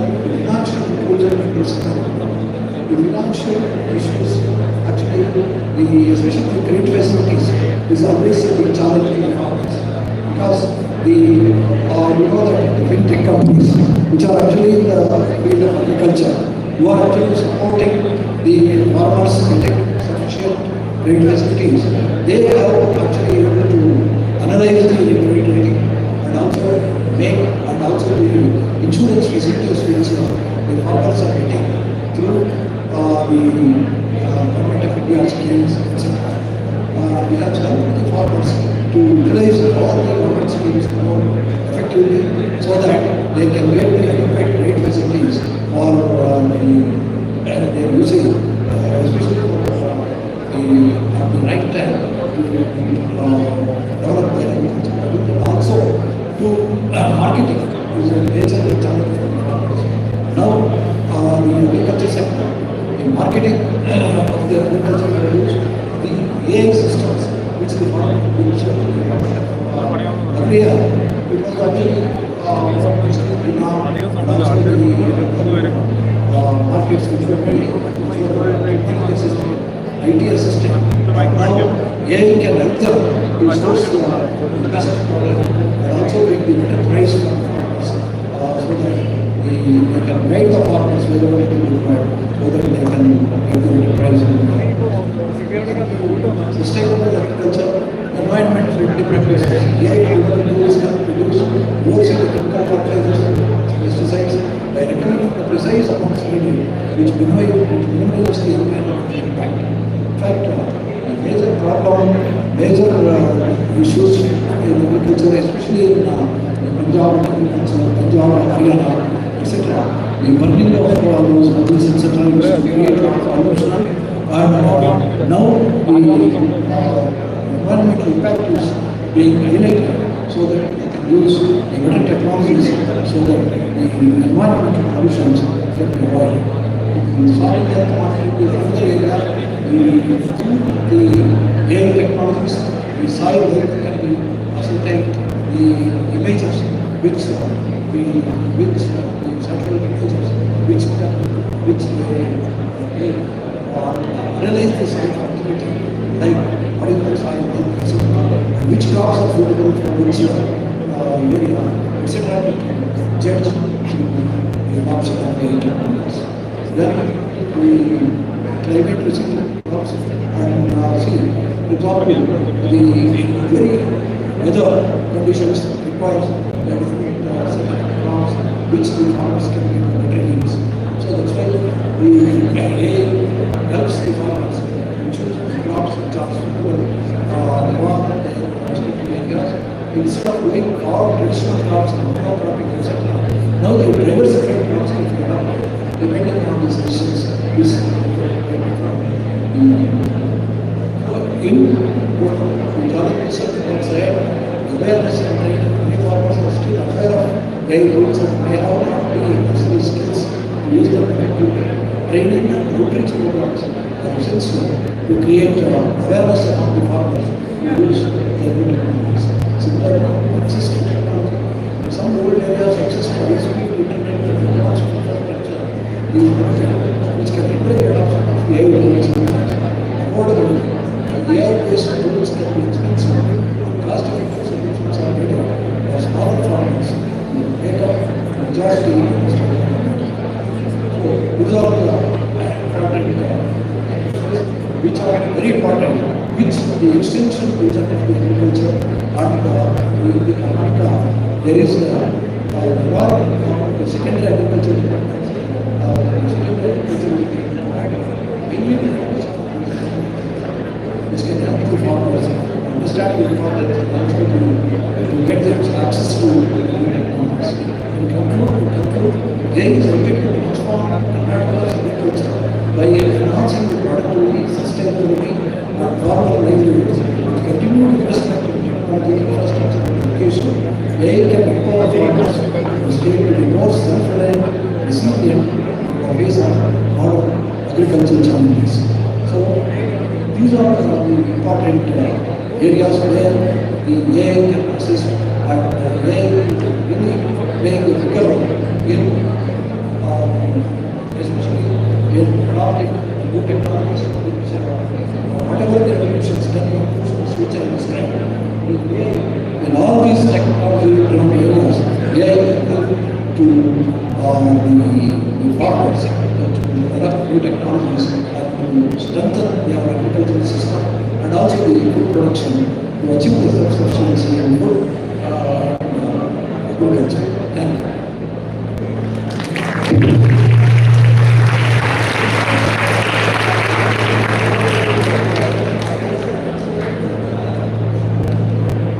Audience, if you have any questions, you can ask now. Any questions from the audience? Yes, raise your hand.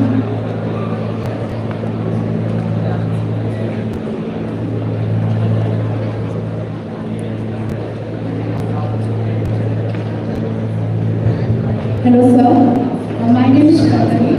And I could mention that AI tools are not still accessible to the farmers, like they are still not aware about most of them. Hello? Yeah. So like you mentioned, like many farmers are still not aware about the AI tools and innovation in agriculture. So how can we ensure that it is accessible to small scale farmers, especially in developing regions? It's an excellent question. In fact, it is a major challenge for the tech companies to educate the farmers. So now the farmers are being educated through all these new technologies by the companies which are actually new startups which have come up in the area of AI. They are actually organizing a lot of training programs. In fact, today, I was supposed to participate in one of the programs in Burma, where about 1,000 farmers have come to farmer producers organizations. They are actually giving the importance of technologies that can be adopted, how the farmers can get educated about it, and the foundations like there are several foundations like the foundation, and then the agricultural extension of the university, and then the agriculture university now, they are started a separate training programs for the farmers in the area of AI, and also the new companies like KSEC, Karnataka State Agriculture Council, has joined hands with the Forestry Department of Karnataka, where they have a lot of training programs in the rural areas, and the farmers slowly, now the farmers, most of the farmers now, they are actually used to, they are using mobile phones. Now the mobile phones usage is now has become very common in the rural areas. So at least the farmer leaders, the panchayats, where the farmer leaders, the next leaders who are aware of the technologies, they can just understand them and they impart the knowledge of the farmers. This is helping a lot. And now the technology adoption has come to 5%. Now it has gone 20% improvement. But that's a mobile revolution has helped a lot.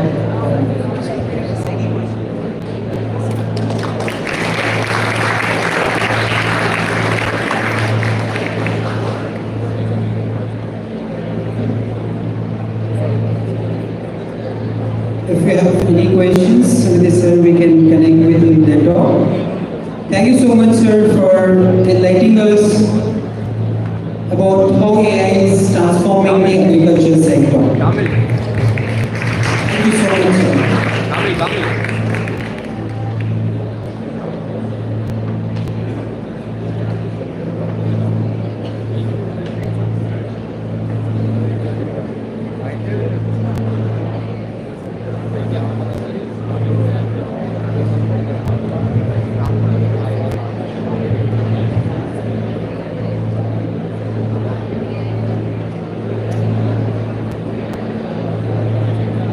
Request audience be silent.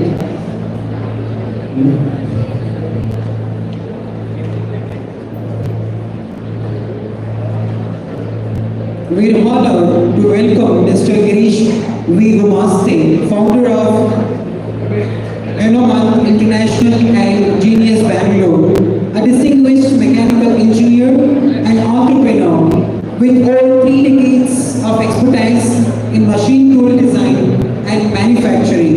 His visionary leadership and contributions to the industry have set benchmarks in innovation and excellence. I now invite Ms. Asta Kamal to introduce Mr. Girish V. Gumaste.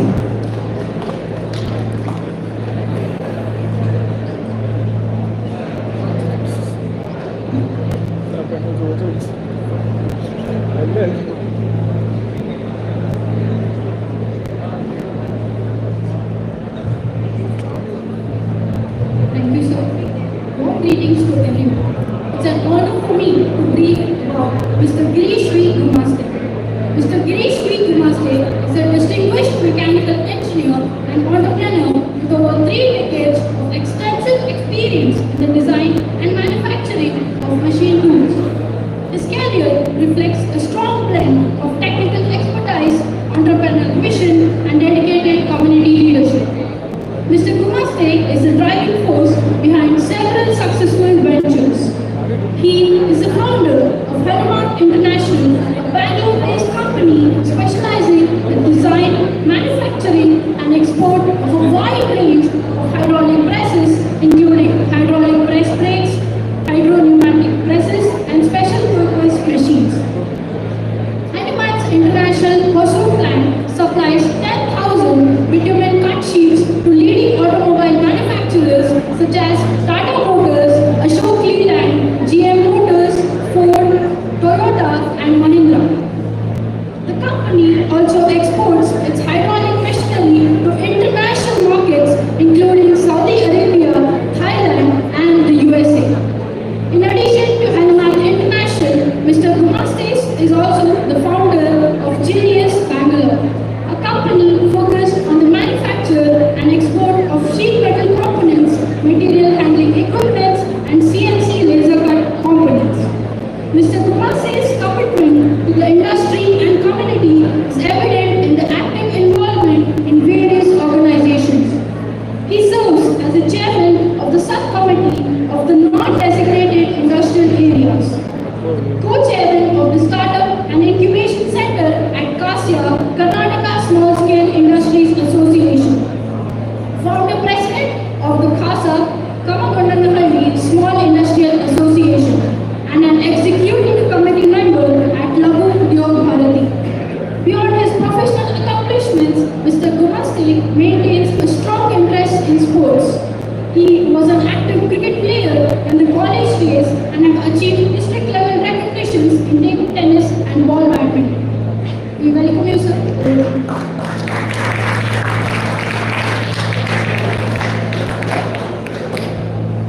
Yes, dear students, are you in a sleeping mode or please? I want to see, yeah, no, good afternoon. Not able to hear. Good afternoon.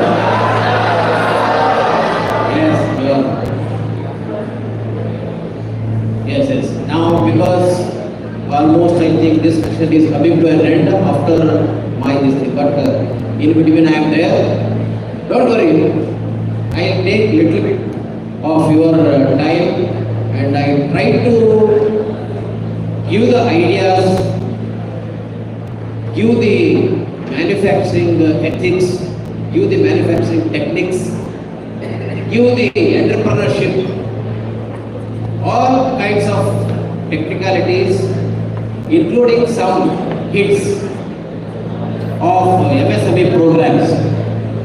Please, I always tell the students, wherever I go to the different colleges, you should take few points with you. That is called the takeaway points. You always keep in mind, at the end of the session, you have to make it sure that, because after spending nearly about 2 to 3 hours, you should take something and it should be implemented in your life. Okay, anyway, let me introduce myself. I am chairman for non-designated industrial area development as well as a co-chairman for labor laws of Karnataka Small Scale Industries Association. Just to tell, Karnataka Small Scale Industries, just this brief introduction I will tell you. Karnataka Small Scale Industries have nearly, that means around 13,500 industries registered as a member with us in Karnataka, and nearly about 125 affiliated associations. Affiliated in the sense the small association in the different manufacturing sectors like CNC, components manufacturing, then there are electronic component manufacturers, plastic component manufacturers, foundry component manufacturers, like that. 125 affiliated associates are there with CASIA.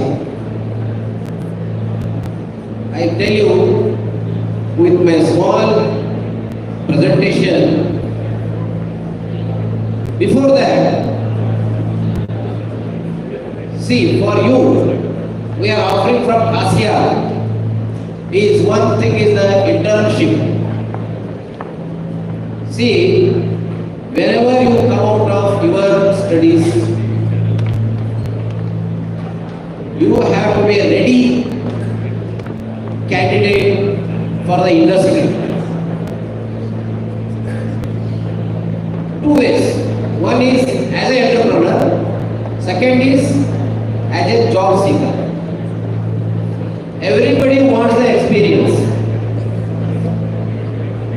Somebody has to give the experience, then only you get the experience. So, what CASIA plans during the internship, we see that the 4 months or whatever your management or the government decide, normally it is 4 months. In that 4 months, we train you as a professional candidate, being a job seeker. That will be considered as experience and we are giving a certificate. Second thing, as an entrepreneur, because we are having a large number of industry owners registered with us, I tell you there is a lack of second generation entrepreneurship. The first generation, since 30 years they have brought their industry. The present situation is that they are not able to continue and they are looking for a person to take over their industry and take over the industry to the new technology level. Dear friends, dear students, please take this opportunity because we did not have this opportunity. Just I like to mention that I have passed my diploma in the year of 1984. Please believe me, 36 students who have appeared for the examinations. very, very interesting is that we have only passed is 5. Out of 5, I am a second class person. That means the study level as well as the strict environments has given us. Today, I have started my industry with zero investment. Tell me any industry who has started with zero investment. Everybody wants the, sir, I want to start an industry, I want some investment, who can give the money? Please note, my first order was with Grindwell not known. Now it is called as Saint Gobain. That is in the 1994. How it is possible? I come to the AI, why I am taking this small history. How it is possible? If you have a technology, if you have the techniques, it is possible. Because I have a live example for you. How I did it? Technically I was very strong, but if you compare with financial and other accounting, I was a little bit slow. I have taken 30% advance from the Grindwell not known, 40% managed with the suppliers, and that time 30% was our margin. So my investment was not required. So two companies we have supplied. One is earlier in Peenya, Rainbow Engineering. After that it has been taken over by the Wipro VRS people called as Hydraulic India Services. So like that, this is the short story that how I have started. Second thing, as a Hyundai International, we have made the machines, hydraulic, pneumatic and all the machines. All are supplied to the multinational companies. I think you might be knowing, if you want to supply multinational companies, you should have the ISO certification. Then only they will entertain your vendor registration. Dear students, I tell you, till today I don't have any ISO certification. I am supplied, I have exported, I have supplied to all the MNC companies. One of the biggest order I done with Tenneco Automotive, is a worldwide company. With just a discussion with a half an hour with the top level person of Tenneco Automotive, he immediately called the plant head of India operation, that is in Hosur, and told, next month Mr. Girish is coming to Poland. Whatever arrangement to be made, please look into it, and he will come, see the machine there, and it will be developed in India. While going, I had given an offer to them for that machine was 5 lakhs. They told, we don't want your quotation, please come to Poland. That is a Gleiwitz. Actual place is a Gleiwitz. After Frankfurt, you have to go to the Poland area, it is a Gleiwitz. Come to the Poland, see the machine, give the quotation. Really, Germans are working very fantastically. I really like to work with them. Then I have seen the machine, really wonder. I had taken the videos, photographs. 1 week I was there. Come to India. Then I made my offer, which was 65 lakhs. My turnover was 1 crore. And this only one order is 65 lakhs.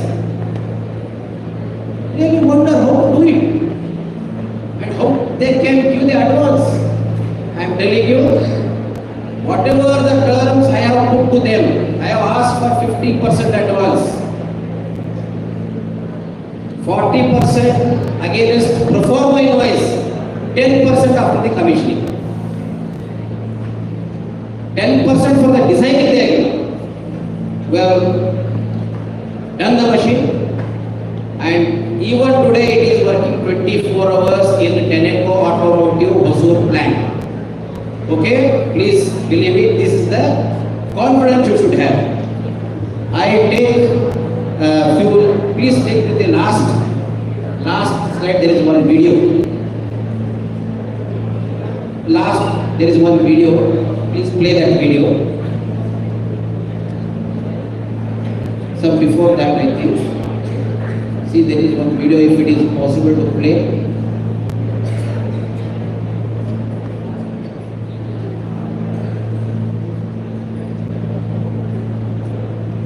Before this, let's see.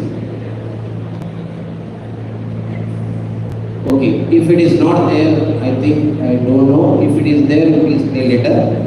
I like to bring to one point. It was very interesting video. I thought that it is there. It is. This is SDG 9 actually. It is made not for this program. It was done for the other SDG 9 also, which is coming in artificial intelligence only. It is sustainable development growth. This is a program I have given. The United Nations has made this program. 15 they have set up. Now we are running under SDG 9. It is the 9th. Everybody we talks about AI. How it started? AI. Earlier we did not see that these wordings and AI, artificial intelligence and internet of IoT, so many wordings, SDG 9, these are all very good. When we started our technical this thing, we have even not seen the calculator. We have worked with the slide rule. You might not have seen that slide rule at all. There was a roll of 3 scales for multiplication. You can multiply anything to anything with that only 3 scales. That was there. Then logarithm table for calculations. Then calculator has come. Then your computer 286 has come. 386, 486, 586. Then Pentium 1, Pentium 2, Pentium 3. Then Windows based. All these revolutions. For this, in industry we call the revolution of Industry 1, Industry 2, Industry 3, and now we are under Industry 4. This is the name we call Industry 4. We are in the revolution of Industry 4. In this, automation, robotics, and drones. These are the 3 will play a role, biggest role. Right. Now, in our industry, how we are implementing this Industry 4 automations? Very simple thing. See, because nowadays the labor getting is very, very difficult because everybody wants a white collar job. Nobody wants to work hard. Everybody works, and we also tell everybody should work smarter than hard working. We always prefer the implementation of AI, Industry 4 and SDG 9, what we call. These are the things we want to implement. As our sir has told initially now regarding agriculture sector, he has already explained, lot of things has been done. Sitting in Bangalore, I can operate the drip irrigation to my lands. I can supply the water whenever it requires, sitting in Bangalore. And if my land is in Bangalore, anywhere in India, we can do it. That is called, this is the way what we do it. And even pesticides, all the agriculture part of it he has already covered. In industry, how are we going to do it? We have machineries. And the challenging is that normally everybody talks about the big industries. I normally talk with the micro industries. Micro, small and medium I will not take. Micro and small only is my target. Because where we face the biggest problems, Anybody if wants to start an industry, he cannot directly make, if his father or his forefathers made a property, then only he can go for a small industries or medium industries. If any small person wants to start an industry, like me, with zero investment, immediately I cannot go and put 5 machines, 10 machines. So if we have 2 machines, how to implement this AI in them? For this, we have to see the component level, how we can implement this. So first stage, second stage, third stage, like that. For this, recently, we have done in our machines lot of revolutions. Earlier there was only hydraulics. Now we have mixed hydraulic into pneumatics, hydro-pneumatics, then pneumatics, automation. All these things are coming. Only thing, we have to come out with the new, always you have to think. For example, if you have a mobile, now I was just thinking that, if I ask somebody from this audience, do you have any idea how many students totally, what is the strength of this room? Can you tell me? Exactly, it should be exactly, anybody knows? No. This is where we require AI. When anybody enters, anything is there. I like to display next time. There will be a display. This auditorium has got this very strength. Even I come to real these things. These many frontline guests are there. These many lecturers or your staff is there. And this, even in fact, I am working on this kind of meetings also with our team. I am working on that. For every meeting, in our meeting also, a lot of people will say that. We always keep a register for writing till today, which is really, in this stage, we have to go for this kind of intelligence. We have to use the AI. In machinery,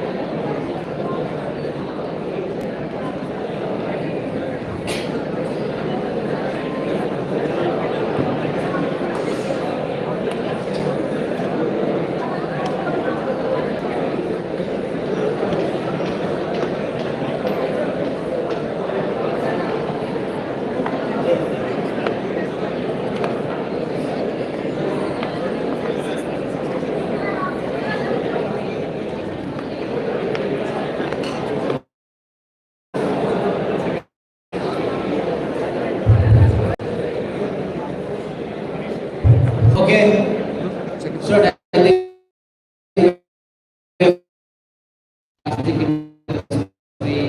or in or in but the biggest problem for them is visual inspection. Another is the inspection with the latest and segregate, make it counting as well as packing. Now, for the quality of the job,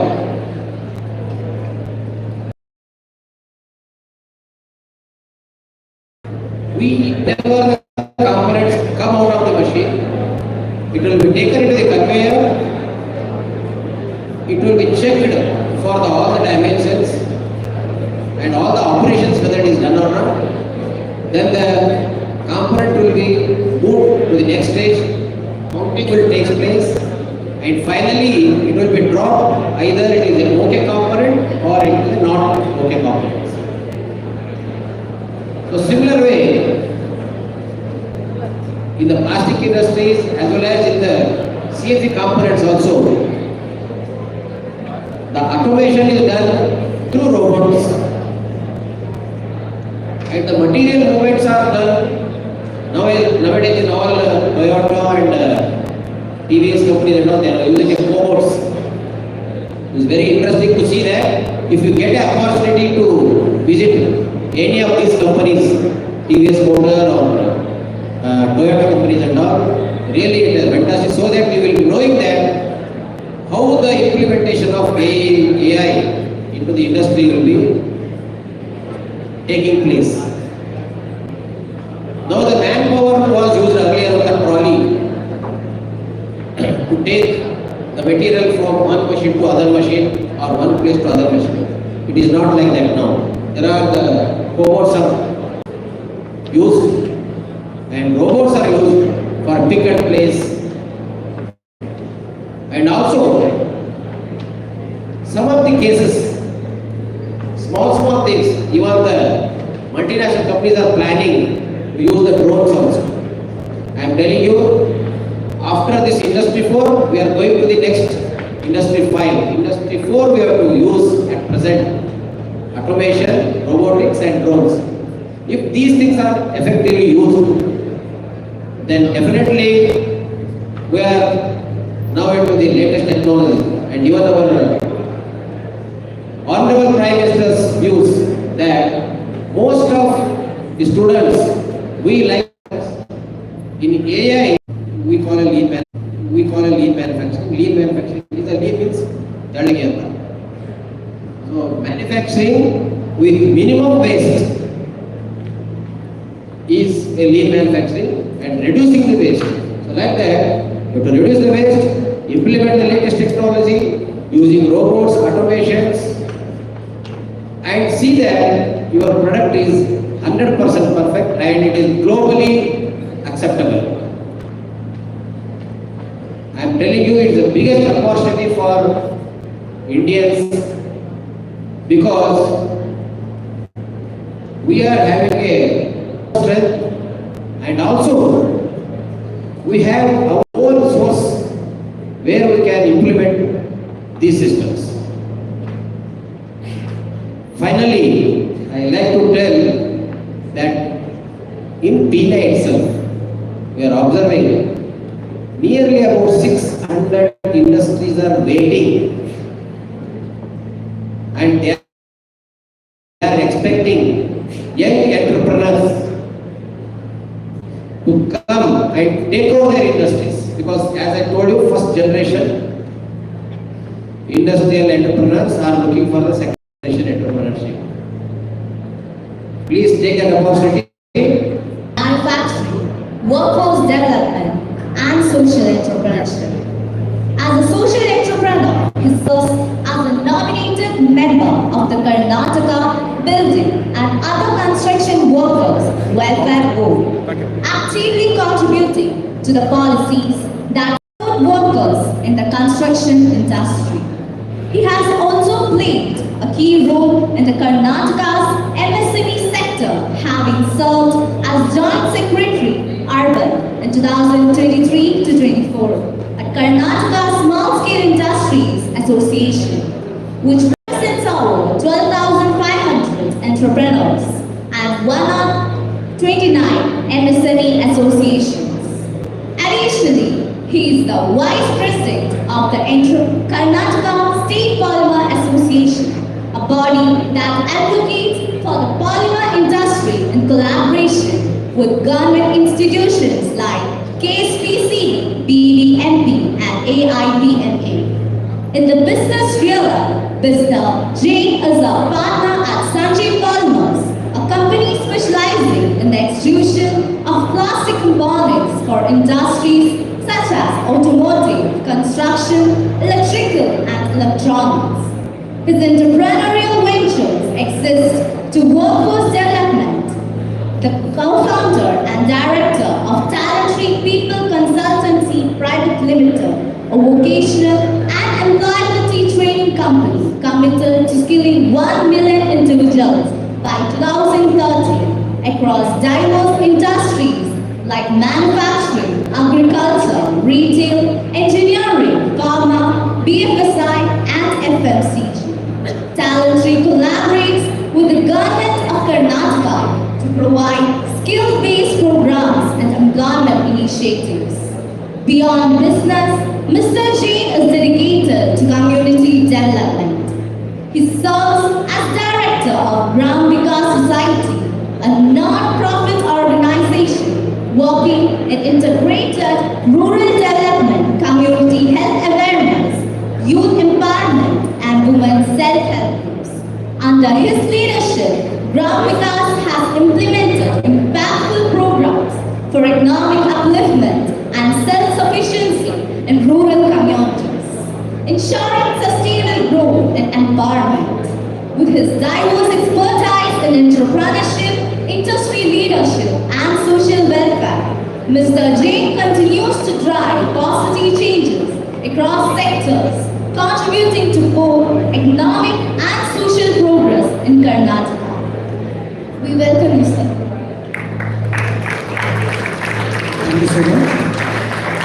I invite Ms. Neha to introduce our another chief guest, Mr. Pradeep PR.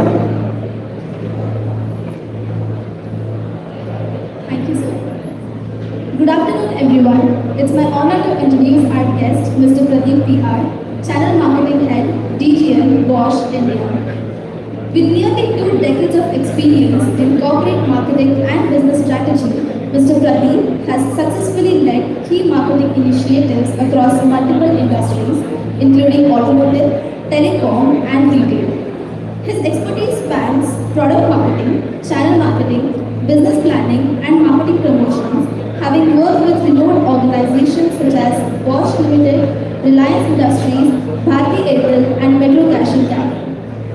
Currently serving as Channel Marketing Head at Bosch Automotive Aftermarket India, Mr. Pradeep plays a pivotal role in driving business growth through strategic marketing initiatives and efficient channel management. His leadership has been instrumental in enhancing market reach and customer engagement within the automotive sector. Before joining Bosch, he held senior marketing roles at Reliance Jio, Bharti Airtel, and Metro Cash and Carry, where he developed a deep understanding of marketing dynamics and consumer behavior across diverse sectors. His ability to blend strategic insights with hands-on execution makes him a distinguished marketing leader. Mr. Pradeep holds an MBA in marketing from the prestigious SP Jain Center of Management, Singapore and Dubai, and a bachelor's degree in mechanical engineering from BMS College of Engineering, Bangalore. His diverse experience, industry expertise, and innovative approach continue to shape marketing strategies and business growth in an ever-evolving automotive landscape. We welcome you, sir.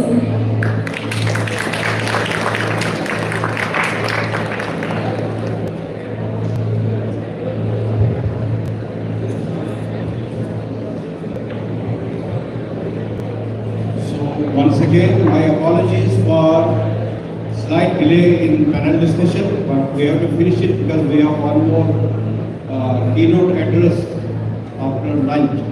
So it is requested kindly be here before 2 or maximum by 2:15 because Mr. Arvind Shukla has already arrived and he is very senior industry professional. You will have good insights about how to become industry relevant, how to become job relevant and performance ready. So should we start, sir? Yeah, sure. I have a great extensive panel with me, Mr. Pradeep PR from Bosch India. He is Channel Marketing Head, Deputy General Manager of Bosch India. And we have Mr. Shreya Kumar Jain, very good good entrepreneur and social figure, and he is heading a number of associations like Karnataka Polymer Association and one government of Karnataka, Association Karnataka Construction Workers Welfare Board. So we start, and our topic is very simple. What will be the impact of artificial intelligence on businesses?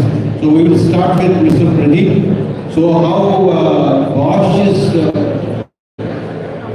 implementing it, whether how Bosch is looking at AI. Do they feel that it has got some relevance for marketing, for financial, or your supply chain networks? And a small story about Bosch and how it started, so that our students get very good insight about Bosch. Over to you, sir. Sure, thanks. Thanks, Dr. Rai. Am I audible? So I want to hear a good afternoon from all of you. Good afternoon. Not enough. Good afternoon. So when I walked into the campus, I got excited when I heard my mother tongue being spoken in campus. And good afternoon. I saw a lot of you from Kerala. Okay, we'll try to keep it crisp. We'll try to keep it to the point. Yeah. What I share about Bosch and AI. So all of you have heard about Bosch. What does Bosch do? So I'm not going to have this as a dialogue between two or three of us, okay? I want the floor to be open so that we can have these exchanges. What does Bosch do? What have you heard? Nothing? Washing machine? Dishwasher? Yeah? That's the most obvious thing which we see in the papers, that Bosch as an organization manufactures refrigerators, dishwashers. Yes, it does, and it does it pretty well. That's one part of the business. Yeah, the largest part of Bosch India or Bosch globally is in the mobility domain. Yeah, mobility, automotive, right? That's the biggest chunk of Bosch business. Bosch is also into other sectors like industrial machinery, power tools. You have seen the drilling machines of Bosch, right?